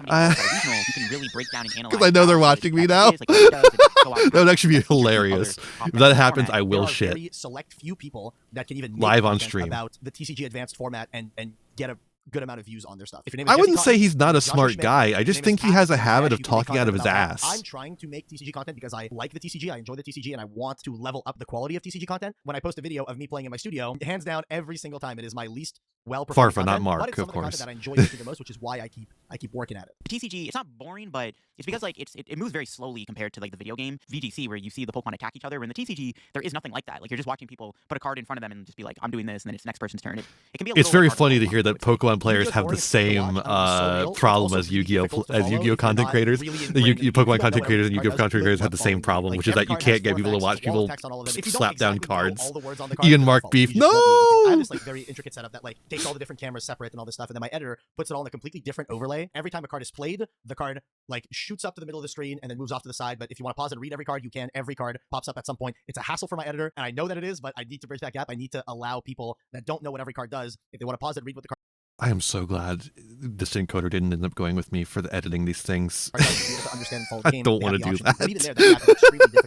Maybe we are waiting for somebody to really push the boundary and like really find the perfect point between making physical TCG gameplay actually like super entertaining to the point where like it will actually get the viewership it needs. We haven't found the right formula for it yet. We haven't found the right style. It's just so tough. You can add all the cool effects you want. I offered when he had he had something come up, and I offered. I'm glad he didn't actually. Now that I hear that, or just like the playing the game side of things on YouTube, it's just not as sustainable as it used to be. Because I did that. I did that for the GMX video essay I did, and it was miserable. It was miserable. And that was for something I wanted to make and look at. I can't imagine doing it for someone else. Past like 5 years now, because it is hard. I mean, how much does an editor make? Depends on who you're editing for. Like, that's like also kind of a big deal. This is why MetaFi has become so relevant now. Pro players are not making a living off of YouTube; they're making a living off of MetaFi. You have to constantly follow my Pokemon accounts. I just recognize just by clicking on Twitter, a lot of deck lists I see are behind a paywall, which is very weird because as someone that I give such next level value for people on my MetaFi, but it's never like a deck list. I will never paywall a deck list. How much? Not enough. Yeah, that is true. Time for teaching what I learned that is true for them in like a short period or tournament prep. Deck list paywall is kind of weird because like in my experience as someone who's done YouTube now for like 7 years and I post almost every and that's day because YouTube doesn't pay enough too. Like the people who are paying editors aren't making enough either. See the great knowledge, but then having very advanced knowledge. Coder has a lot of thoughts on this kind of thing. When I interviewed last year, he said he's paying someone to write an application that can automatically identify new cards in play and add them to the stream overlay. daily trading or exchanging your time. That'd be really on Metafy, cool. I personally found it better like that. I don't. If you were to take your Metafy class, I don't know how possible that is. If that Metafy class video got like 10,000 views on YouTube, you're probably not making enough money where what you would have made actually running the class. People who run Metafy classes make thousands of dollars per class. Like, Unless it looks. Oh, you know, actually, if it looks specifically for the set code or the code on the card, that might actually work. Probably makes over like 10 grand a class. Like even people like You'd have to be able to Brad see and it, of Tao, course, but their Metafy classes probably make a lot of money. If you put the video up on YouTube, like yeah, Neuron has it, right? Yeah. I just worry about it. I guess if it gets something wrong, then it just gets something wrong. But and you want to like break it down for people to actually learn how to play the deck instead of just putting up a YouTube video on it. It's not a huge deal. Like what Metafy is best for right now, and I think that's perfectly fine. Running a Metafy class, like it can. I'm not worried about it not being possible to happen. I'm just worried about it getting things wrong. But like, if you don't care about it getting things wrong occasionally, we had a big influx of competitive players. I don't think it's actually a huge deal if it gets something wrong. As like one of the top competitive players and stuff like that. We've also had the rise of this because I've used TCG Player's app used to have it probably still does, a card identifier so that you could scan in your cards easy to like have your collection. And it was so bad at actually determining what you had. It was miserably bad at determining what you actually had. I don't know if anyone else has talked to you about the spreadsheets. These are the cards you want to side deck, and these are the best hand traps right now, and all that stuff. Some of the ways that competitive players have been. So I think of that whenever someone brings that up. If you will. Whenever a new deck comes out, because they're in Discords practicing for hours a day and all this stuff, and they practice decks before they even come out, they'll design a spreadsheet full of like combos and all this stuff, and they'll sell them for 20, 30, 40, 50 bucks sometimes, stuff like that. I've released products before that I've put zero effort on. I would. Is he chewing gum? Would get it because I would look at it sometimes. Like I'm very self-critical. And I'd be like, Neuron's is pretty reliable. A lot of advances. Okay. But, like, I had no idea. I've never used Neuron's card identification feature. Months ago, people don't even understand the level. I had 18-hour days for a month. I'm not. He is chewing gum, yeah. 18-hour straight days of learning the deck and then taking what I learned onto the class. So I don't know if Pokemon could do that because there's just no combos in Pokemon, like big combos. If you're somebody who's a pro player, it's really not that hard, I think, to make money off of your success of your decks right now. Just explaining how cards work, like making a YouTube channel or just running a Metafy class. These are really good. Have a nice day, Beelzus. Teach people like how like a competitive deck is played and stuff. It's gonna just be me and out of characters here. Watching the rest of this video.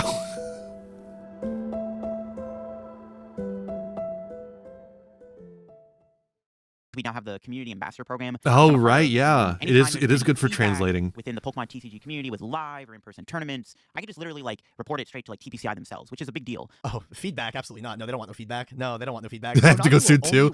Damn. And this video has like an hour left in it. And those very specific content creators tend to be the content creators that never, ever, ever, ever, ever say anything remotely negative about Konami.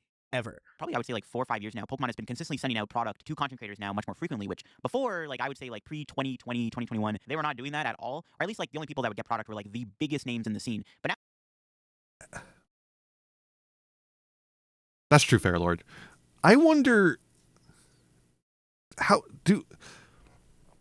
because like Coder mentions of course the fact that Konami does not nowadays it feels like cooperate with people who badmouth the company, and when you cooperate with Konami, you have a serious there's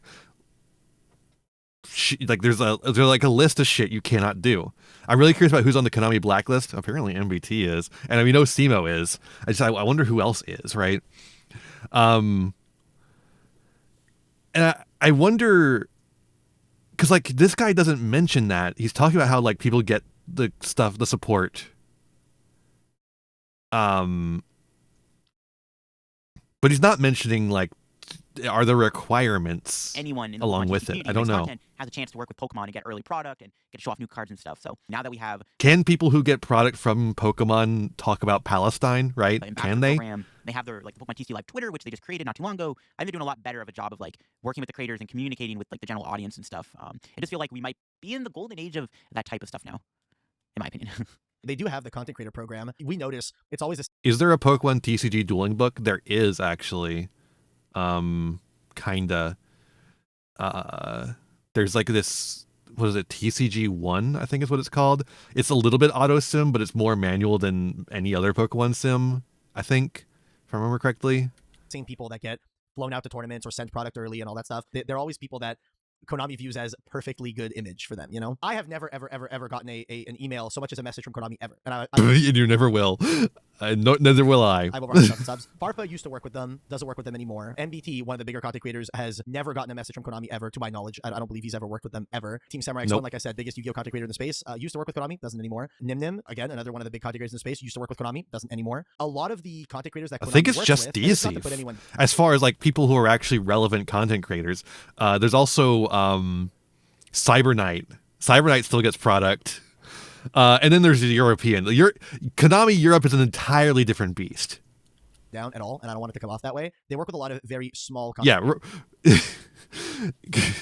Ruggles good stuff. Yeah. They work with a lot of the very small content creators because the very small content creators haven't gotten to a point yet where they have openly said to a large platform that they dislike something Konami does. If you ask, like, how does Konami support its content creators? The answer is it doesn't. They do not support their content creators unless you're one of the few that they'll fly out to events and stuff like that. They don't tend to work with content creators specifically because a lot of the content creators in the Yu-Gi-Oh space And most of the content creators they do work with aren't actually Yu-Gi-Oh content creators. They like to get non-Yu-Gi-Oh content creators to like come in and do commentary. Have some amount of criticisms of I the feel game or of the like- way things are run and stuff like that, and Konami doesn't like that. And it feels Well, like the you've never moment gotten the you say message out of something remotely characters? negative That about seems them out of ever, character for they them. don't want to work with. But the other thing too is that Konami is extremely strict with what the content creators that they work with can do. For example, it's like an extremely known thing that they cannot so much as mention Dueling Book. They cannot use Dueling Book. They can't open Dueling Book. Like, they have to basically ignore the existence of Dueling Book. They have to ignore the existence of any unofficial simulator Edo Pro, MD Pro 3, all those. at all. If someone's talking about it on Twitter, they can't retweet it. They can't engage with the conversation with Dueling Book involved or anything like that. They're just like, they super duper censor a bunch of things. You have Yu-Gi-Oh sponsored content that goes to like a card shop or whatever. They don't want you showing any other IP at all. They don't want you showing secondary market prices. Wait a minute. I didn't know about that one. If you are filming in your card shop, you have to make sure there's not Magic the Gathering or Pokemon in the frame.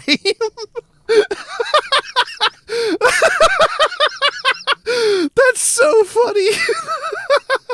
Dude, I love Konami. They're so bad. At all. Like, I have friends of mine that have done like Konami sponsored content, and they've been told like, oh, you have to make a vlog at this card shop or whatever. And then while they're at this card shop doing the vlog, they're told you must not show any secondary market prices. And I don't know if you know, but card shops, they put the secondary market price with a sticker right on every card, you know? So it's like, how the fuck do you film anything? You know, how the fuck do you film anything? I remember You gotta one time- blur and it this is out. something that does- You had to have some, when Nim did sponsored videos, he had to have some stuff in his room blurred out. But I know that this is a Konami thing. Doug DZF is a big fan of Spheal, the Pokemon, and so his background of his setup, he's got like the massive Spheal with a small. Wait, he has to move them when he does sponsored videos? And I remember one time he did a Konami dedicated video, and his office was just empty, and everyone was just like, they probably made him remove the Spheals, didn't they? That's. I don't watch his Konami sponsored videos because they're dog shit. That's so fucking funny, dude. Stuff like that, which like, I get it's a different IP and stuff like that. I understand it, but it's like, are we really just going to the point of, hey, remove all the Spheals? Like, there's no other reason he would remove all the Spheals, you know? This is speculation, but there's no other reason he would. Doug's channel no longer has a Spheal icon. He went back to Konami and they made him remove it. Everything Fuck. that North America or Europe does has to go to Japan and then back, and Japan has to approve it. There was a buddy of mine. I won't say his name. I'll keep that under wraps. A buddy of mine did a Konami sponsored series of videos. Actually, it was a couple of videos when a new set was released. This is years ago. This is like damn near a decade ago at this point. Years and years ago, he was invited by Konami to go out to where they were like making the cards and all this stuff, and he got to open a set early. He was working day and night a day before all the videos were supposed to go up. This guy put in hours and hours and hours and hours into making like these 3 or 4 videos or whatever. The day before, Konami of Europe messages him and goes, "Hey, Konami of Japan just came back and they did not approve the videos. You cannot post them." Stuff like that happens constantly. You also get people that get sent like product early. That happens a ton, right? They want to reveal through content creators. They get sent product early. They work to make like a dedicated video, right, where they're revealing this product and stuff like that. And then Konami just chooses to upload all the new cards onto the database before that video goes up. So now there's no reason to watch the video. Everyone knows what the cards do. They're online on the database. They just screw over their content creators consistently. It's a very consistent thing. They screw over the content creators that they work with, and they just don't work with a wide majority of the content creators just because they feel like they badmouth Konami or anything like that. They feel like the moment you say anything negative about them, they just like, I don't want to work with you anymore. The twist? So the end of this video What? took a bit of a twist because I got to the editing part of Distant Coder, and to me, I personally felt it was a little imbalanced. It was great critical feedback about Konami, but I didn't have the counterpart to that, which is critical feedback about TPCI. And I didn't want to look like a Distant Coder talked too much shit about Konami. I had to find someone to talk shit about Pokemon Company. That's so funny. I also hadn't ever intended to put myself in this video, so I actually reached out to try to find someone else with some weight in this community to voice just some, critical, factual feedback for TPCI. I ended up not being able to find that, and that got me thinking a lot about the current culture in Pokemon and the dynamic that the community has with TPCI. Okay, so this is what it all boils down to, right? Is that people don't want to badmouth Pokemon Company because they have this like nostalgic connection to it, whereas people badmouth Konami all the time because Konami isn't Yu-Gi-Oh to us. It is the people who run Yu-Gi-Oh, right? Whereas Pokemon Company is the Pokemon Company, right? And so that's what this end of the video is. It was very impromptu, so bear with me and buckle up for the ride. I think I've just cracked the code.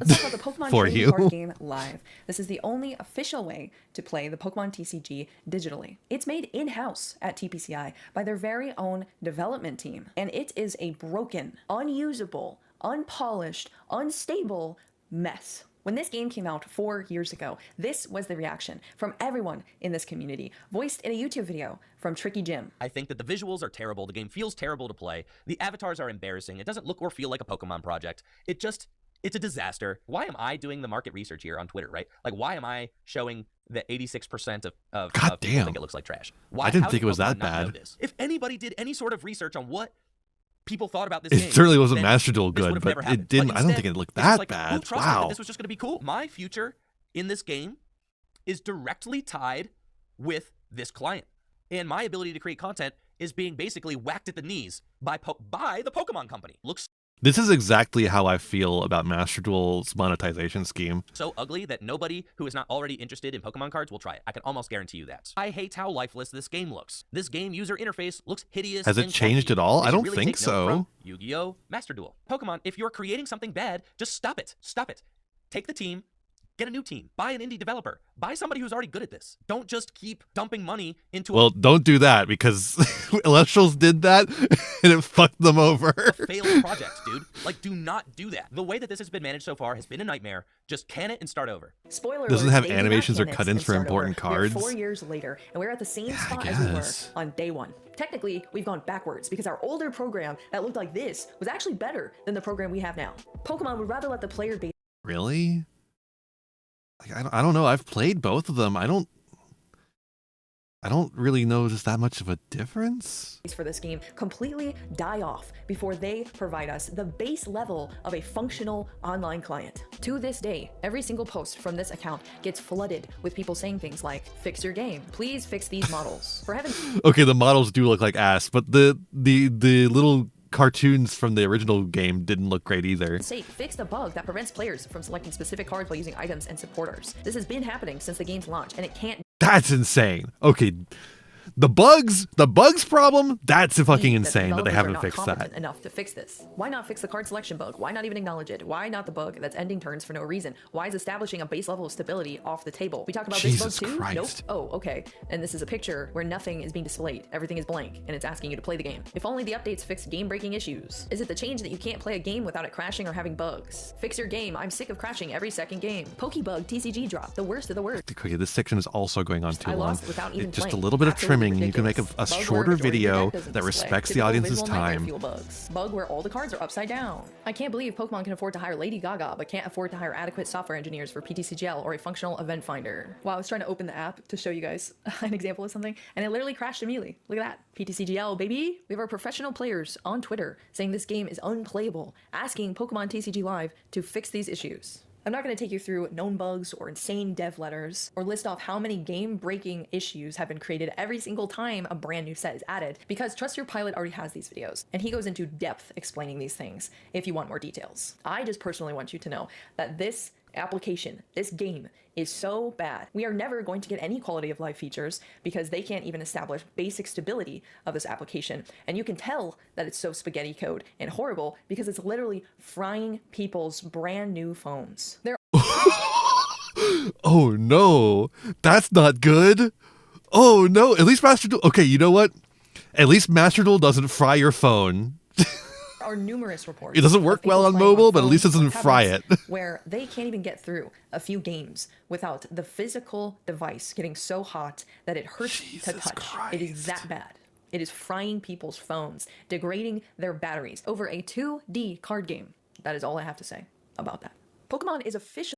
Okay, ad break incoming. We're going to take a quick ad break. Holy shit, I didn't know that about the Pokemon TCG Live. I did not realize it was that bad. Wowza. We'll be right back in a little bit.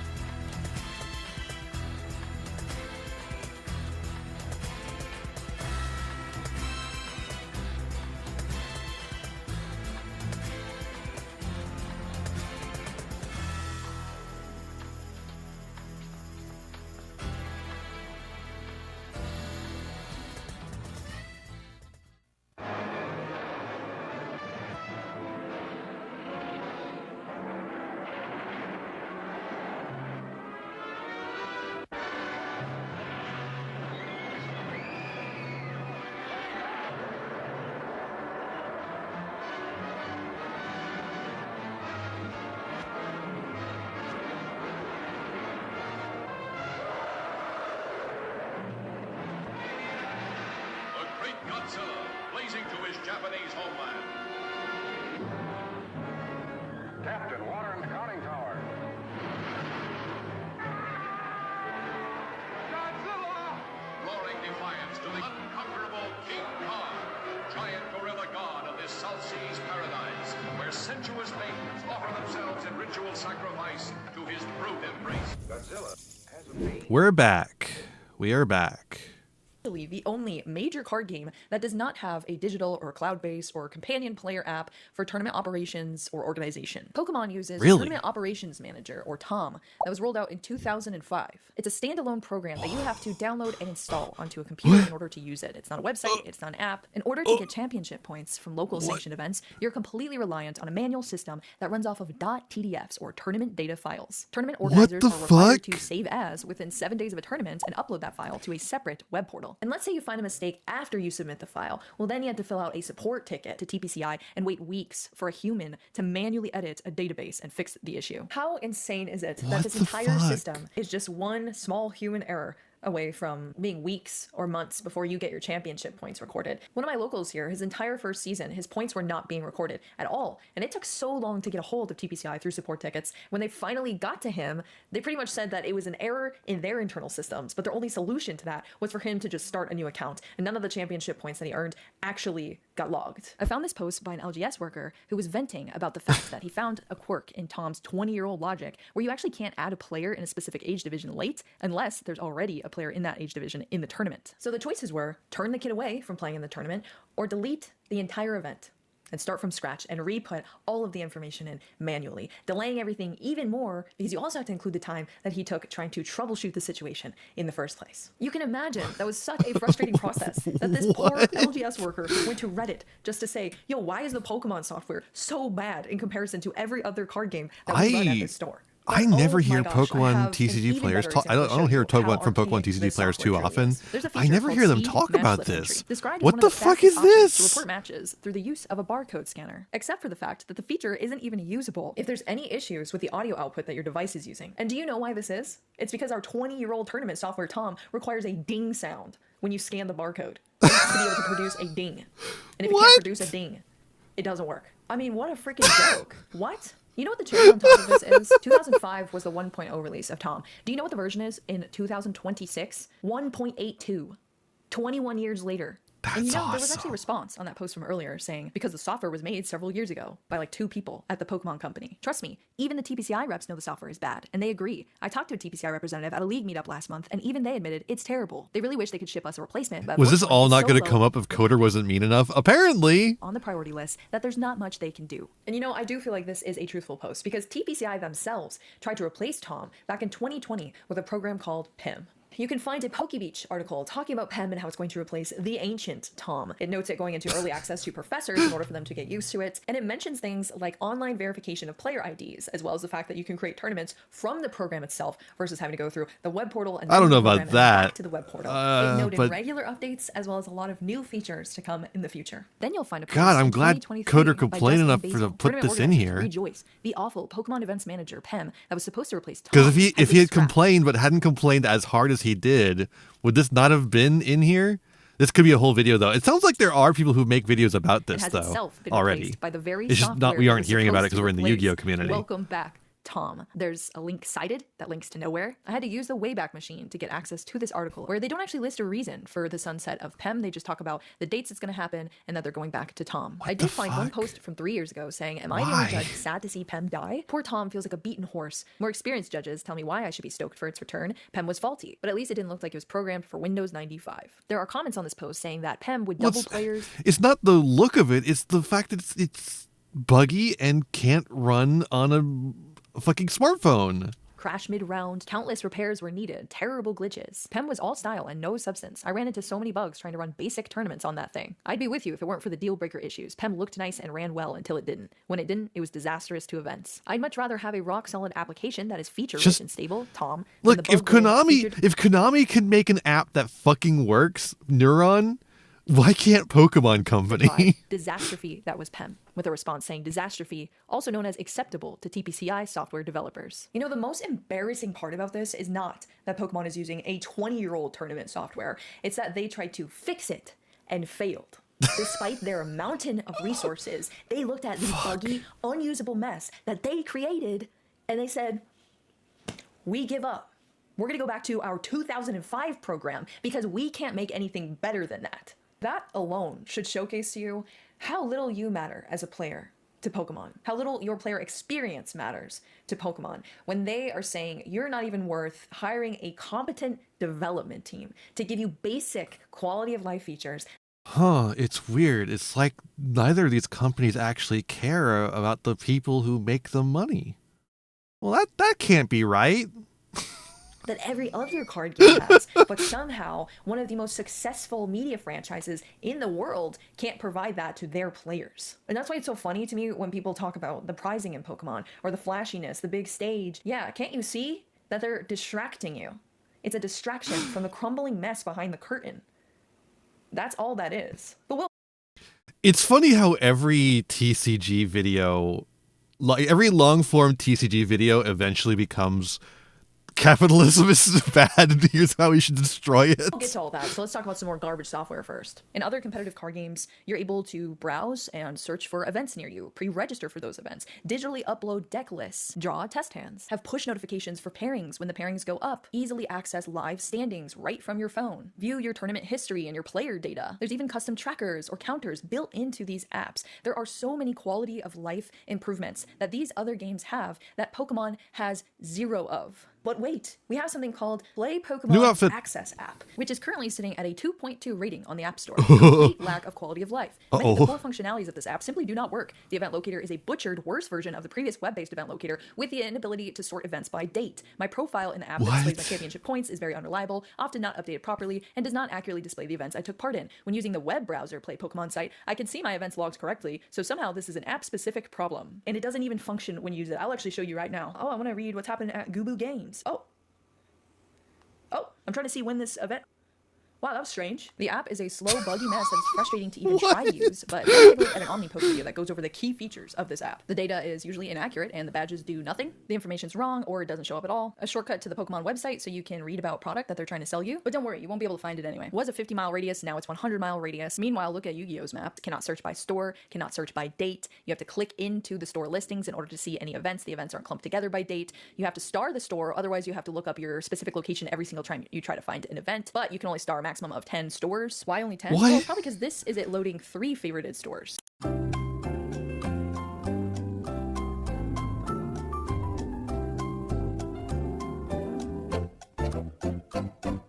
And then when you finally get to that page, it doesn't work, as I already showed you. Also, this is just to be able to see events. You can't actually register or do anything with the event. The fact that Pokemon's even trying to call these advanced filters is an absolute joke. If these are the advanced filters, what do you think date is? Also, features aside, did I mention that we just got this app 7 months ago? This wasn't years ago. 7 months ago. Let's go back to 7 months ago when this app was shadow dropped on us and listen to 2 of the most respected voices in the game speak about this app. Play Pokemon Access app.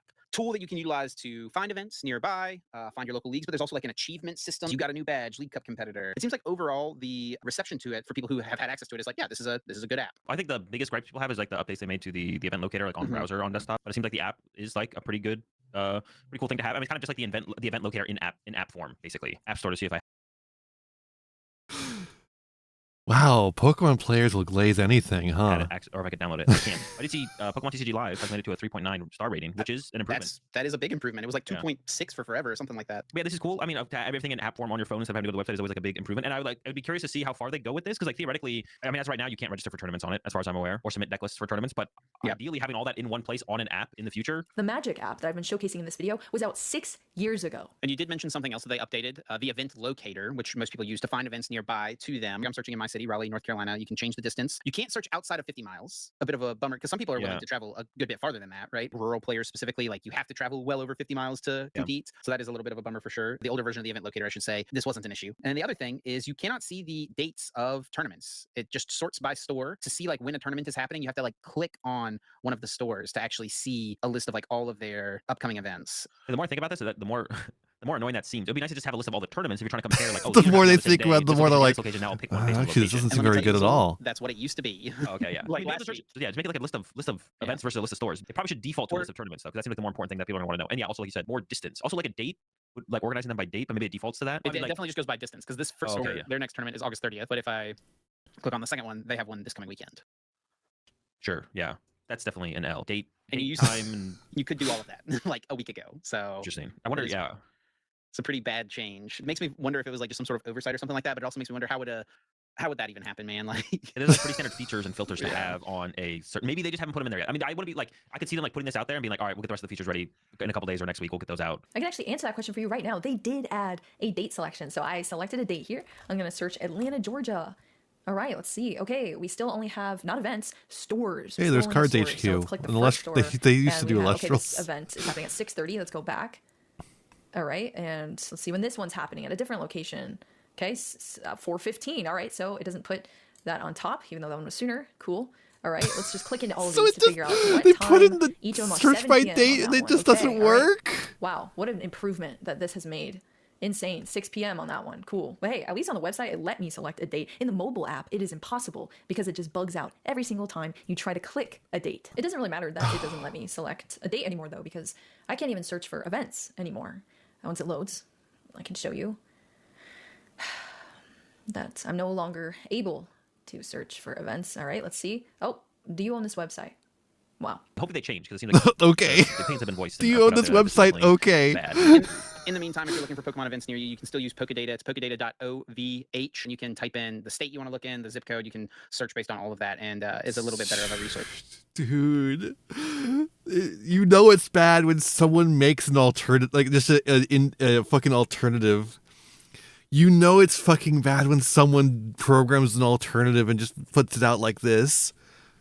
Small indie company, a Pokemon company, international. Find what's happening near you, and all the filter options are here. So, yeah. Genuinely, though, they didn't make just a straight up garbage, buggy, disgusting mess of an app that doesn't even have any features that are desirable, but they also stripped away better things that we had with the event locator. They took that away from us to give us something worse. Exactly what they did with PTCGO. You're getting a worse product. And you know what I have learned as the sun comes up? I've literally been talking all night. I am so tired. But I have learned that the TCG is not the only player base in Pokemon that is struggling. Pocket has burned out faster than almost any other game that I've made content. Oh god, yeah. I was playing Pocket and I just like... For 8 months in now, essentially, Pocket has lost a whopping 85% of its average viewers in the category as a whole. The average viewer count for the category for the month that Snap implemented Twitch drops over tripled, reinvigorated the content space. Pocket actually implemented Twitch drops. Instead of giving them to the entire category and using it as a community building event that could raise all of the ships, they gave it to 7 specific creators. When you only have 7 people promoting that Twitch drops are happening, it gives a lot fewer people the knowledge that they should be coming to the Twitch platform to watch it, which hurts the extra views for everyone. No notice of it inside of the actual client, so they didn't really drive meaningful viewers to the content creators. There's a number of huge creators on Twitch that are non-English content creators, and they didn't have any of those in the selection as well, so they alienated slash removed an entire subsegment That's of why the you don't millions do of that. players that are consuming Pokemon Pocket content. They're having issues with player retention when it comes to existing players. Okay, let's go to Pokemon Pocket. Let's hop on the app and let's see why that is. And let's say I just hop on the game. Let's just say I hop on the game, I'm a casual. All right. Well, I go to the home screen. Sure, I have a pack. You know, maybe I open a pack or two. Maybe I check the Wonder Pig, see if there is anything in there. If this game were ever stop loading. And it does take a while. Wow, this load times are crazy, but wow, 9-win event. Well, too bad I already did that in 10 minutes when it first came out. Really no reward for me playing this. Oh wait, there's ranked. Oh wait, no, there's not. Having trouble retaining players when you took the only game mode we want to play out of the game. Like, what do you mean? No shit, nobody wants to play the game because you took ranked out. You're not able to trade Immersive's promo for Crown.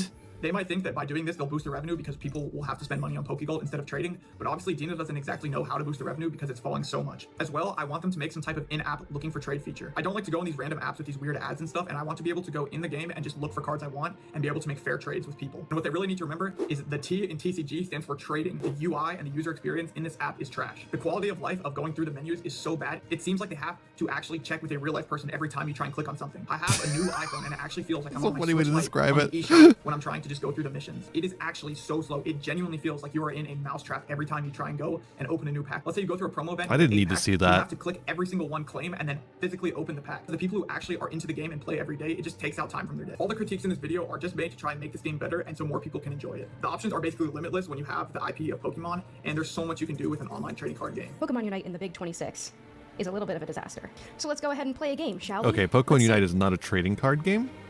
My connection's wired, by the way. All right, let's play a game of Pokemon Unite. Let's get in and play a nice, relaxing game of Unite. Where is it? Hello? Hello? Oh, let's try this again. Whoa. Okay, you are trying to Well, I play it guess, on the Nintendo guess we gotta clear Switch. the cache. Is this a Switch Clear 2? cache. Now we wait. Let's hope that's enough. Oh my god, it loaded 9 minutes in. Clear out these But it is menus. So we Nintendo. got It's a 1, Nintendo product, 2, so it should play on the Nintendo Switch, click right? test, 4, 5, 6. Wait, is the Switch the only 7. place you can play this Okay, game? Take a look at that. Oh, we've got. I actually don't know anything about Pokemon Unite. I'm realizing. Oh, there it Is is. this available on the computer at all? And I didn't really get anything out of it, but let's play a game. I truly hate making these kind of videos, as I don't want to necessarily post negative stuff, as, you know, I need people to play the game for them to watch my content as well, otherwise I'm sadly, you know, jobless. But the state of the game is at its worst point ever. The worst mistake I've ever done. I've never seen a drop in player base and viewership as hard as on this patch. Not only have they ruined the game for free-to-play players or players that are maybe new to the game, as they're stuck in this terrible system where they can't unlock their favorite Pokemon, they also have ruined it for the higher level players in certain regions, because there just are not enough players that can get to Legend. Now, it's gone. No more EOS coins. You just get item enhancers tickets and a bunch of useless stuff you can't even use anywhere.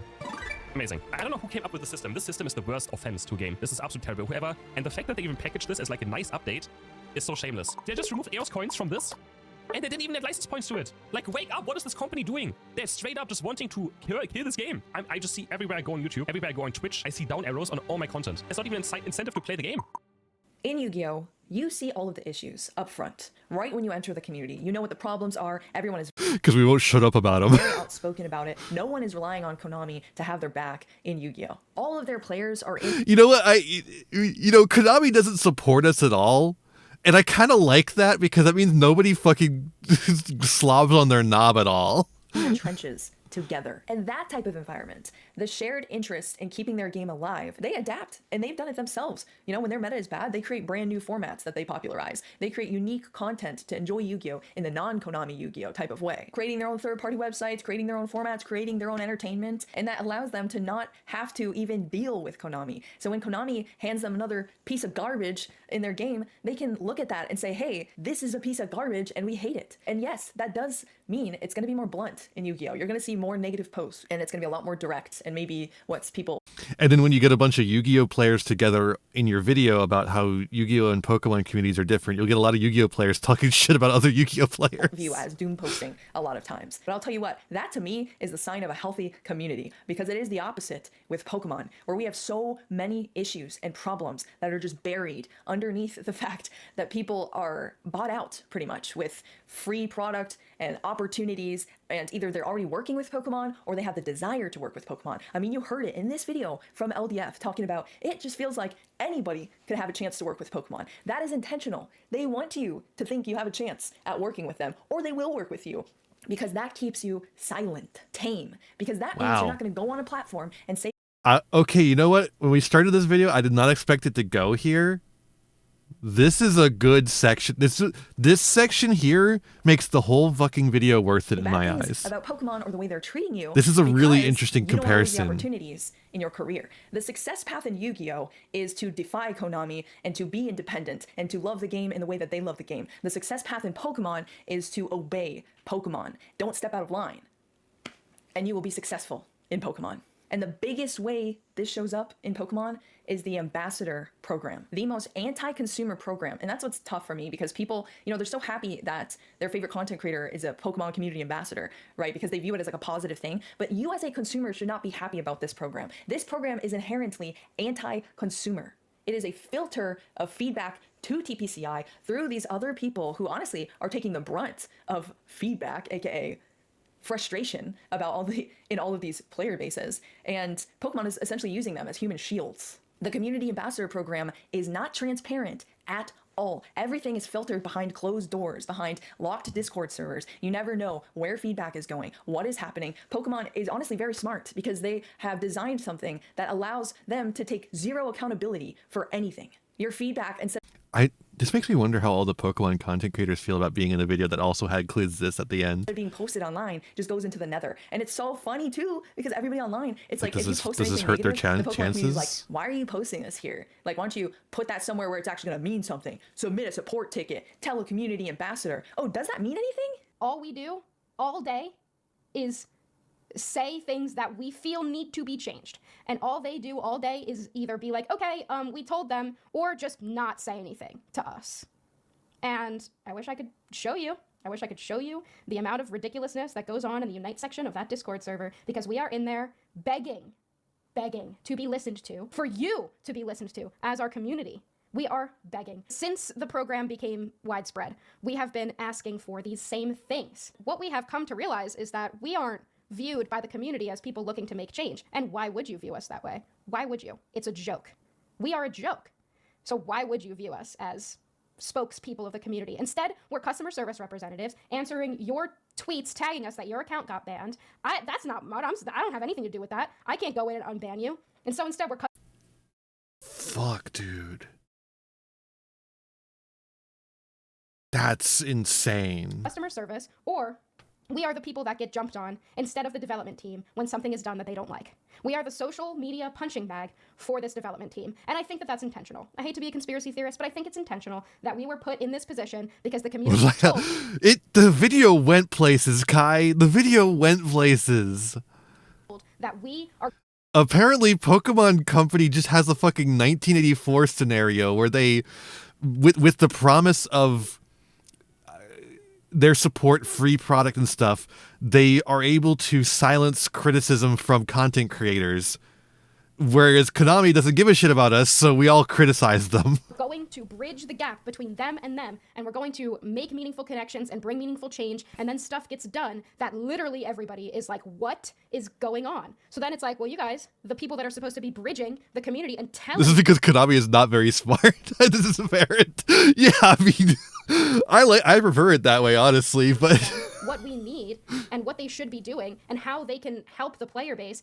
And what's funny is that I think Alestral's expected to get the kind of, because, you know, A-Drive is a Pokemon creator, right? I think he kind of expected to get that kind of Pokemon style response because he gives product to a lot. I get product, but I still complain whenever Alestral does anything because I'm a Yu-Gi-Oh content creator and because I also can't shut up when I find something to complain about. Just go back a couple hours to see how I was talking about the video at the beginning of the video. But I think that's why A-Drive, there was like a bit of a gap between A-Drive's expectations and the reality as far as like how that went for Alestrals. Like when Alestrals is good, it works out fine. But when Alestrals started going bad, he ended up getting a lot of feedback that he just couldn't handle. Clearly not listening. So you guys must not be doing your job. And I don't blame you. I don't blame you. This is a miserable position to be in right now. And I don't get paid for this. It's not a fun position to be the punching bag for the community because you can direct your anger at us. You know who we are. You know the way that we are in the community. You know what we stand for. And I can assure you. He also underestimated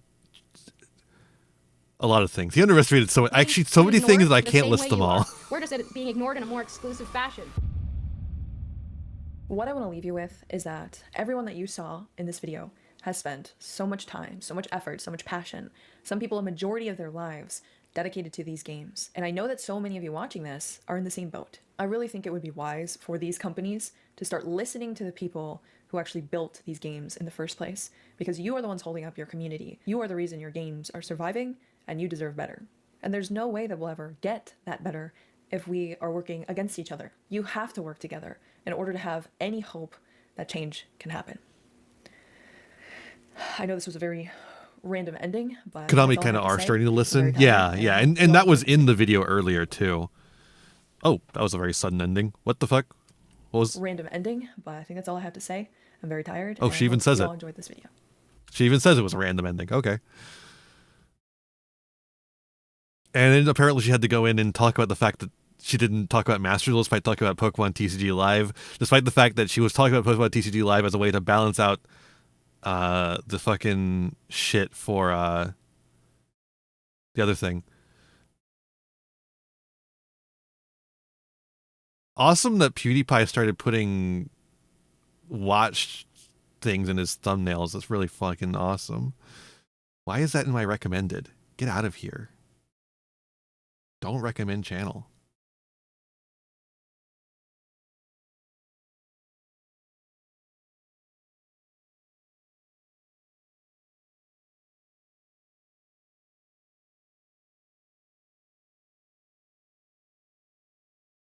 Nintendo is a legal firm. They sometimes put out games and other things, but their main purpose and reasons for existence is to sue everyone into the ground. That's stupid. Why was it watched through? Because that was the thumbnail that he put on there.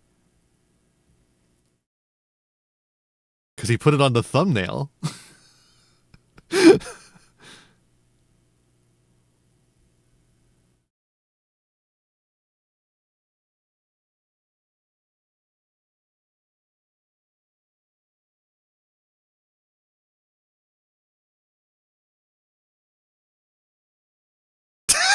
can't wait to watch this and watch Farmer's reaction and watch MBT's reaction to Farmer's reaction. What about my reaction, though? What about my reaction?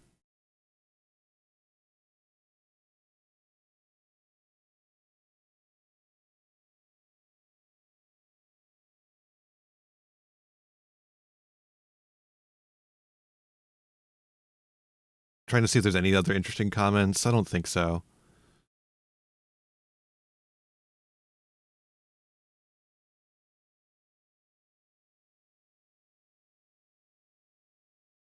We could get MBT to react to your reaction. I don't know. I don't know if we can. That's awful. Yep. It's a thing. It is an actual strategy some YouTubers use. Usually what they do is they have it look like it's partway through.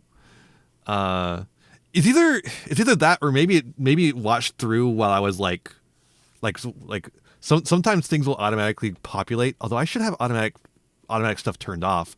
I usually have autoplay turned off, so I don't know. It's usually a good idea to stop reading once I get to the meatball comment. Listen. Oh. Oh. Okay, now that I've seen the whole thing, what do I think? I'm digesting my thoughts here, sorry.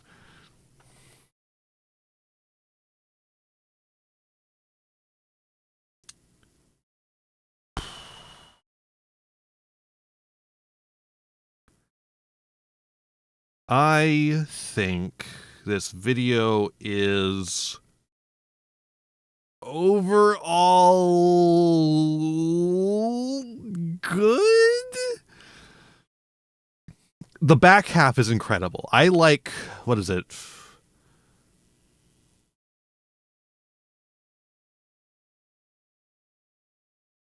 I guess right here to here, where we go from where we talk about like the difference, where we really get into the meat of things. I think there's just so much in this video. This video is 2 hours long. It is feature length. This is a feature length video. We shortened it up by making it 1.5 times speed, but even then it was so long. Yeah, a part of it is when Triff stopped having a part in the video, it was nice. It was nice when there was no more Triff in the video. Pretty good, but beginning was way too front-loaded. Yeah. And I know you're trying to bridge the gap between Pokemon and Yu-Gi-Oh communities, so you have to introduce them to both card games. But do you?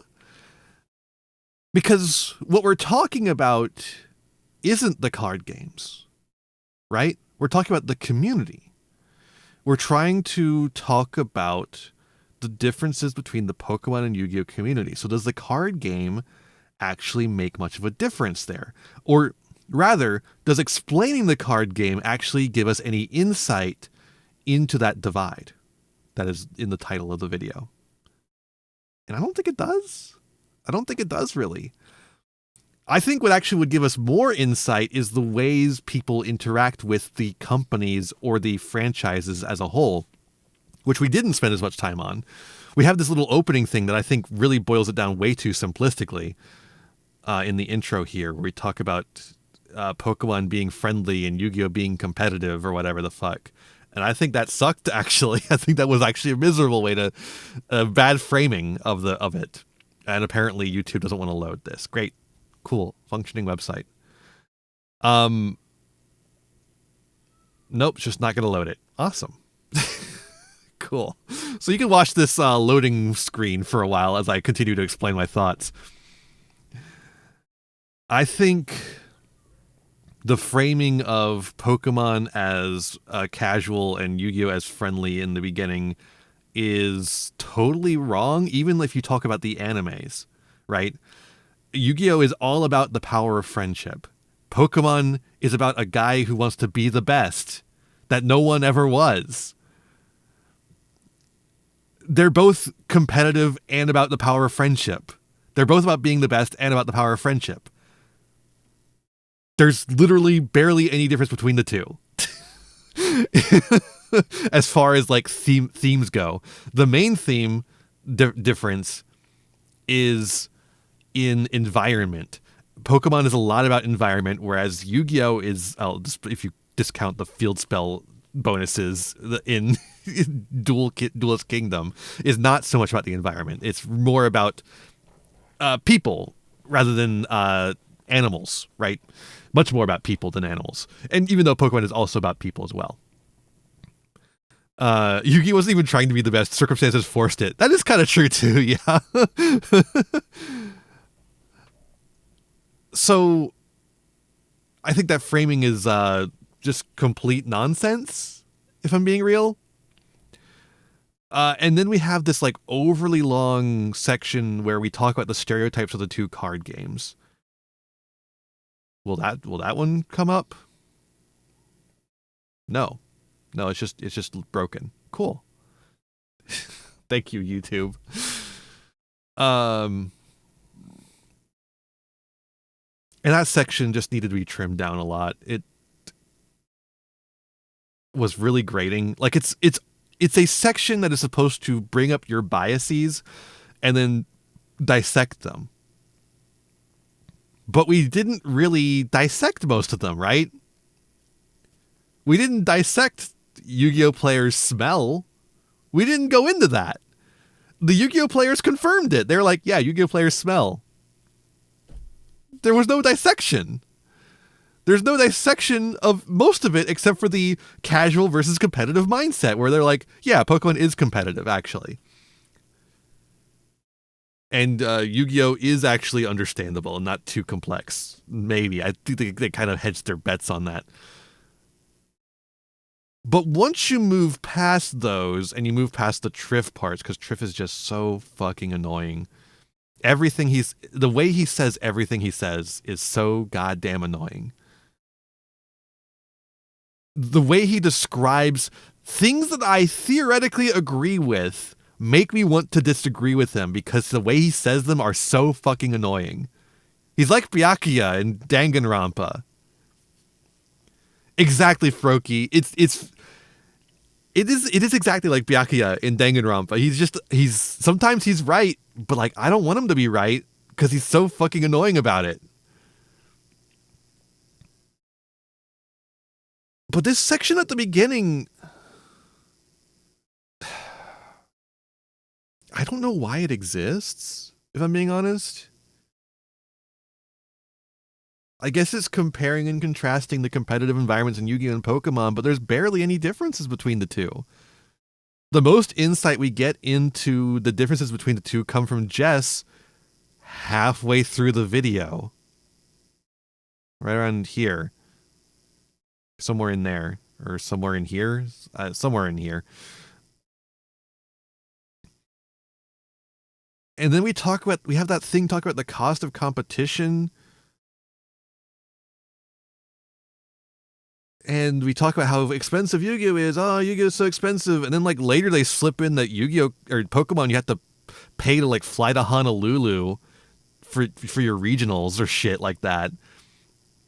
To qualify for Worlds, you have to be flying all over the goddamn world. Whereas Yu-Gi-Oh! You can just compete, in a couple of more closer events and make Worlds. They kind of slip that in at the end, it feels like, of that section. Where was it? It wasn't even... Was it in this section? The Bridging the Gap section? Maybe? I don't know. No, I think it was in competitive culture. And so... I feel like the video just wants to be too many things. It's a scope issue, I think. I think it's a scope issue. It wants to be an entire breakdown of Pokemon versus Yu-Gi-Oh! Community, trying to bridge the gap between the two so we stop having, daily arguments on Twitter.com, X.com, the everything app. Which is never going to happen, by the way, because we love yelling at each other, no matter what. But what it ends up having to do that is it has to be everything all at once and still somehow create this like overarching narrative. Well, to be fair, the ideology in each anime is a small part of it. It's literally like a minute. Maybe 2 minutes. Maybe 2 minutes. Which is just a bad foothold to start off from. And then you're going into stereotypes and then doing a basic breakdown of how each game works, which I actually don't feel is necessary at all. You could cut this entire thing, and I think the video would just be exactly as understandable. Like, does knowing... Like, here's the thing, chat. Does knowing that Pokemon supporter cards can only be used once per turn inform anything about the rest of the video for you? Did knowing that you can only use one supporter card per turn in Pokemon TCG help you understand any of the rest of the video? No! It's really nicely edited. It is extremely well edited. Cut it. Cut your darlings. Kill them. Kill your darlings. It's a really cool, well-edited thing. Get rid of it. It's not necessary. It is fat, needs to be trimmed. And in a 2-hour video, you should be thinking about that kind of thing. Unless you're trying to be thorough, in which case, the thoroughness is going to bite you in the ass. And that's why I'm here. That's why I'm here, to talk about that. And so then it's got the pros, good versus great players, which game is more competitive, the mental game. It's just like a bunch of stuff. Most of this could apply to any game, any competitive game. Magic the Gathering. Most of this also applies to Magic the Gathering. The only one that is actually comparing them is this section here, which game is more competitive, which is mostly just Triff going, Pokemon is not competitive at all. And then a bunch of Pokemon players going, but he doesn't actually believe that, right? No, he doesn't actually believe that, though, right? To which Triff goes, yeah, I believe that, because I'm a fucking moron.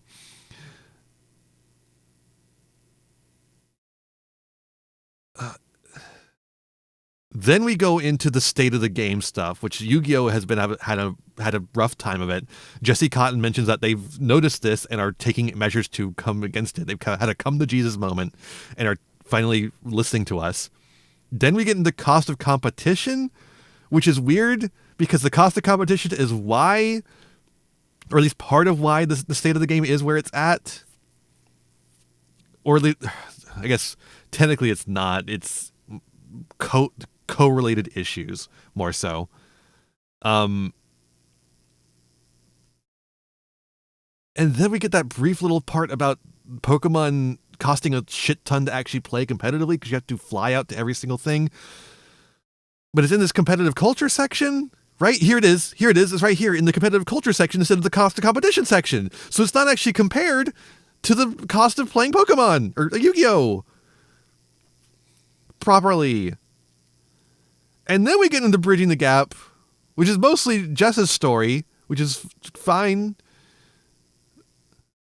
And then we have the content creator stuff, but that's... I think the chapters are actually fucked on this one, because the content creator stuff starts here. The content stuff starts here. I think the chapters are fucked up.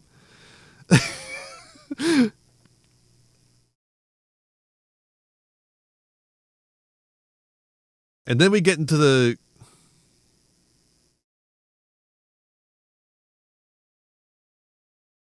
Is it? Yeah, no, the content scene's right here. The chapters are just fucked up on that one. And then we have the corporate support stuff where Distant Coder goes off on Konami not actually giving us any support. And that's where the video actually starts to get good, where we have this like, yeah, Pokemon has the same problems, it's just that nobody talks about them. And then it becomes an actually pretty good video breaking down why Pokemon creators don't talk about the problems in Pokemon.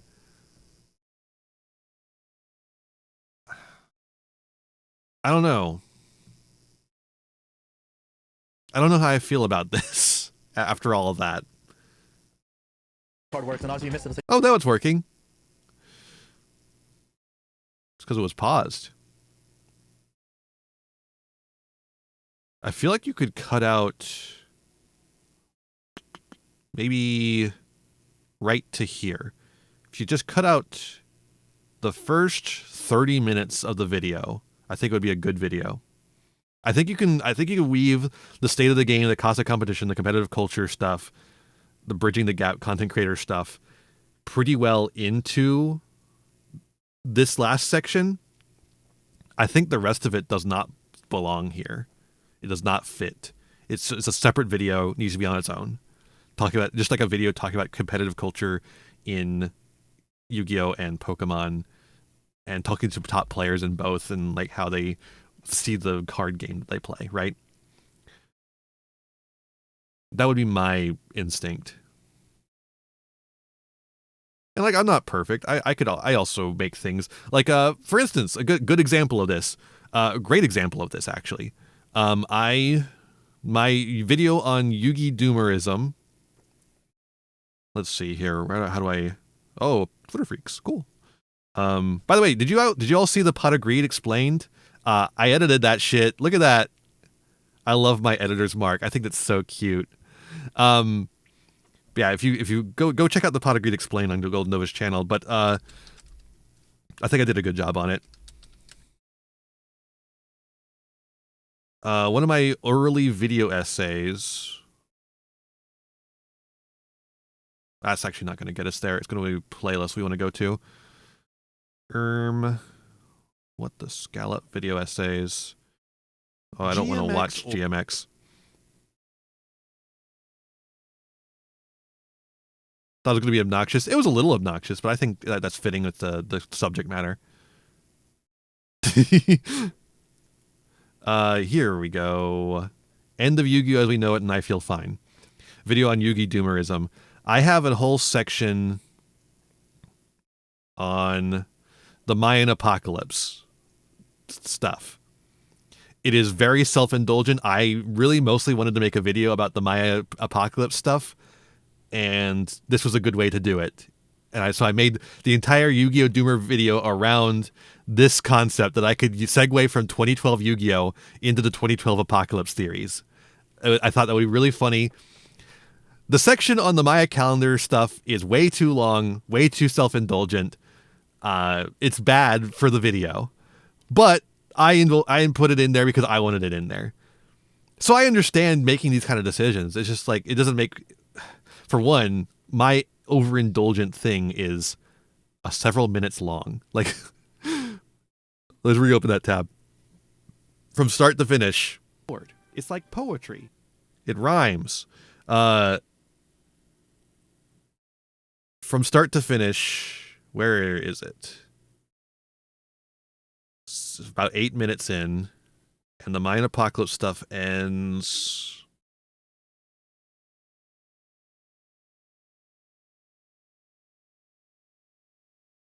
Where does it end? I know it ends eventually. I know it ends eventually.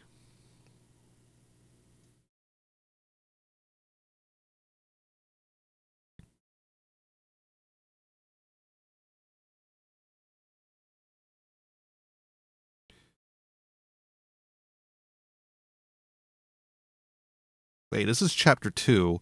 Where's the chapter 3 header? Where is it? It's in here somewhere.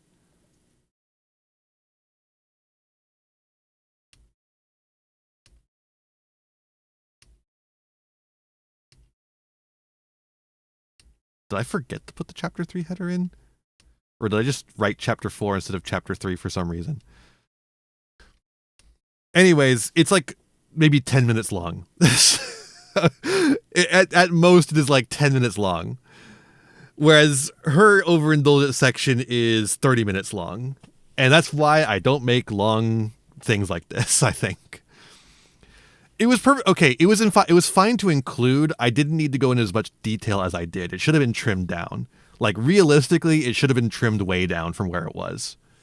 Like this. This could have been trimmed way down. It would have been way better. So yeah, that's where I'm landing on this, I think. I liked it, but I have criticisms. I have severe criticisms, I think, of it. And that's all there is to it. I guess. Should have been trimmed up like a Christmas tree. Again, like the editing in the fundamentals section, it is stuff I know generally how to do, but, you know, that's still cool. Like, look at that. That's... I just realized those are reversed. Yeah, that does make it easier if you do it like that.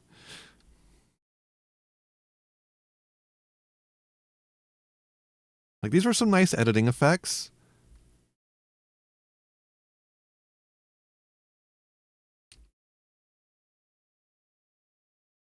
It was really long. It was really long and it didn't need to be. It didn't need to be so long. Can you imagine putting a slabbed card in your microphone? Like that's your signature, is that you've got a slabbed card in your microphone? I would be embarrassed. I would be embarrassed to do that. I would be embarrassed to own a slabbed card, honestly. I think if I owned a slabbed card, I'd probably break it open.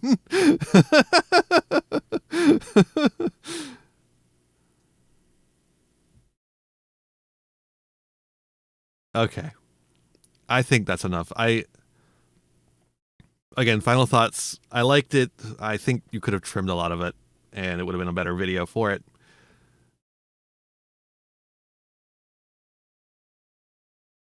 Okay. I'm done. I'm done. No more for me, please. Exclamation point socials in chat will get you my website to find everywhere that I'm at. I'm going to send you off somewhere else. Sending you away. Out of my sight, plebeians.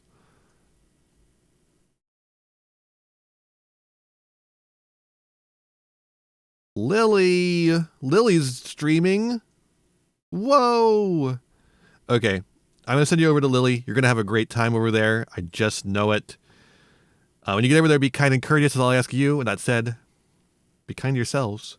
Be kind to others. Have a wonderful rest of your day. Bye.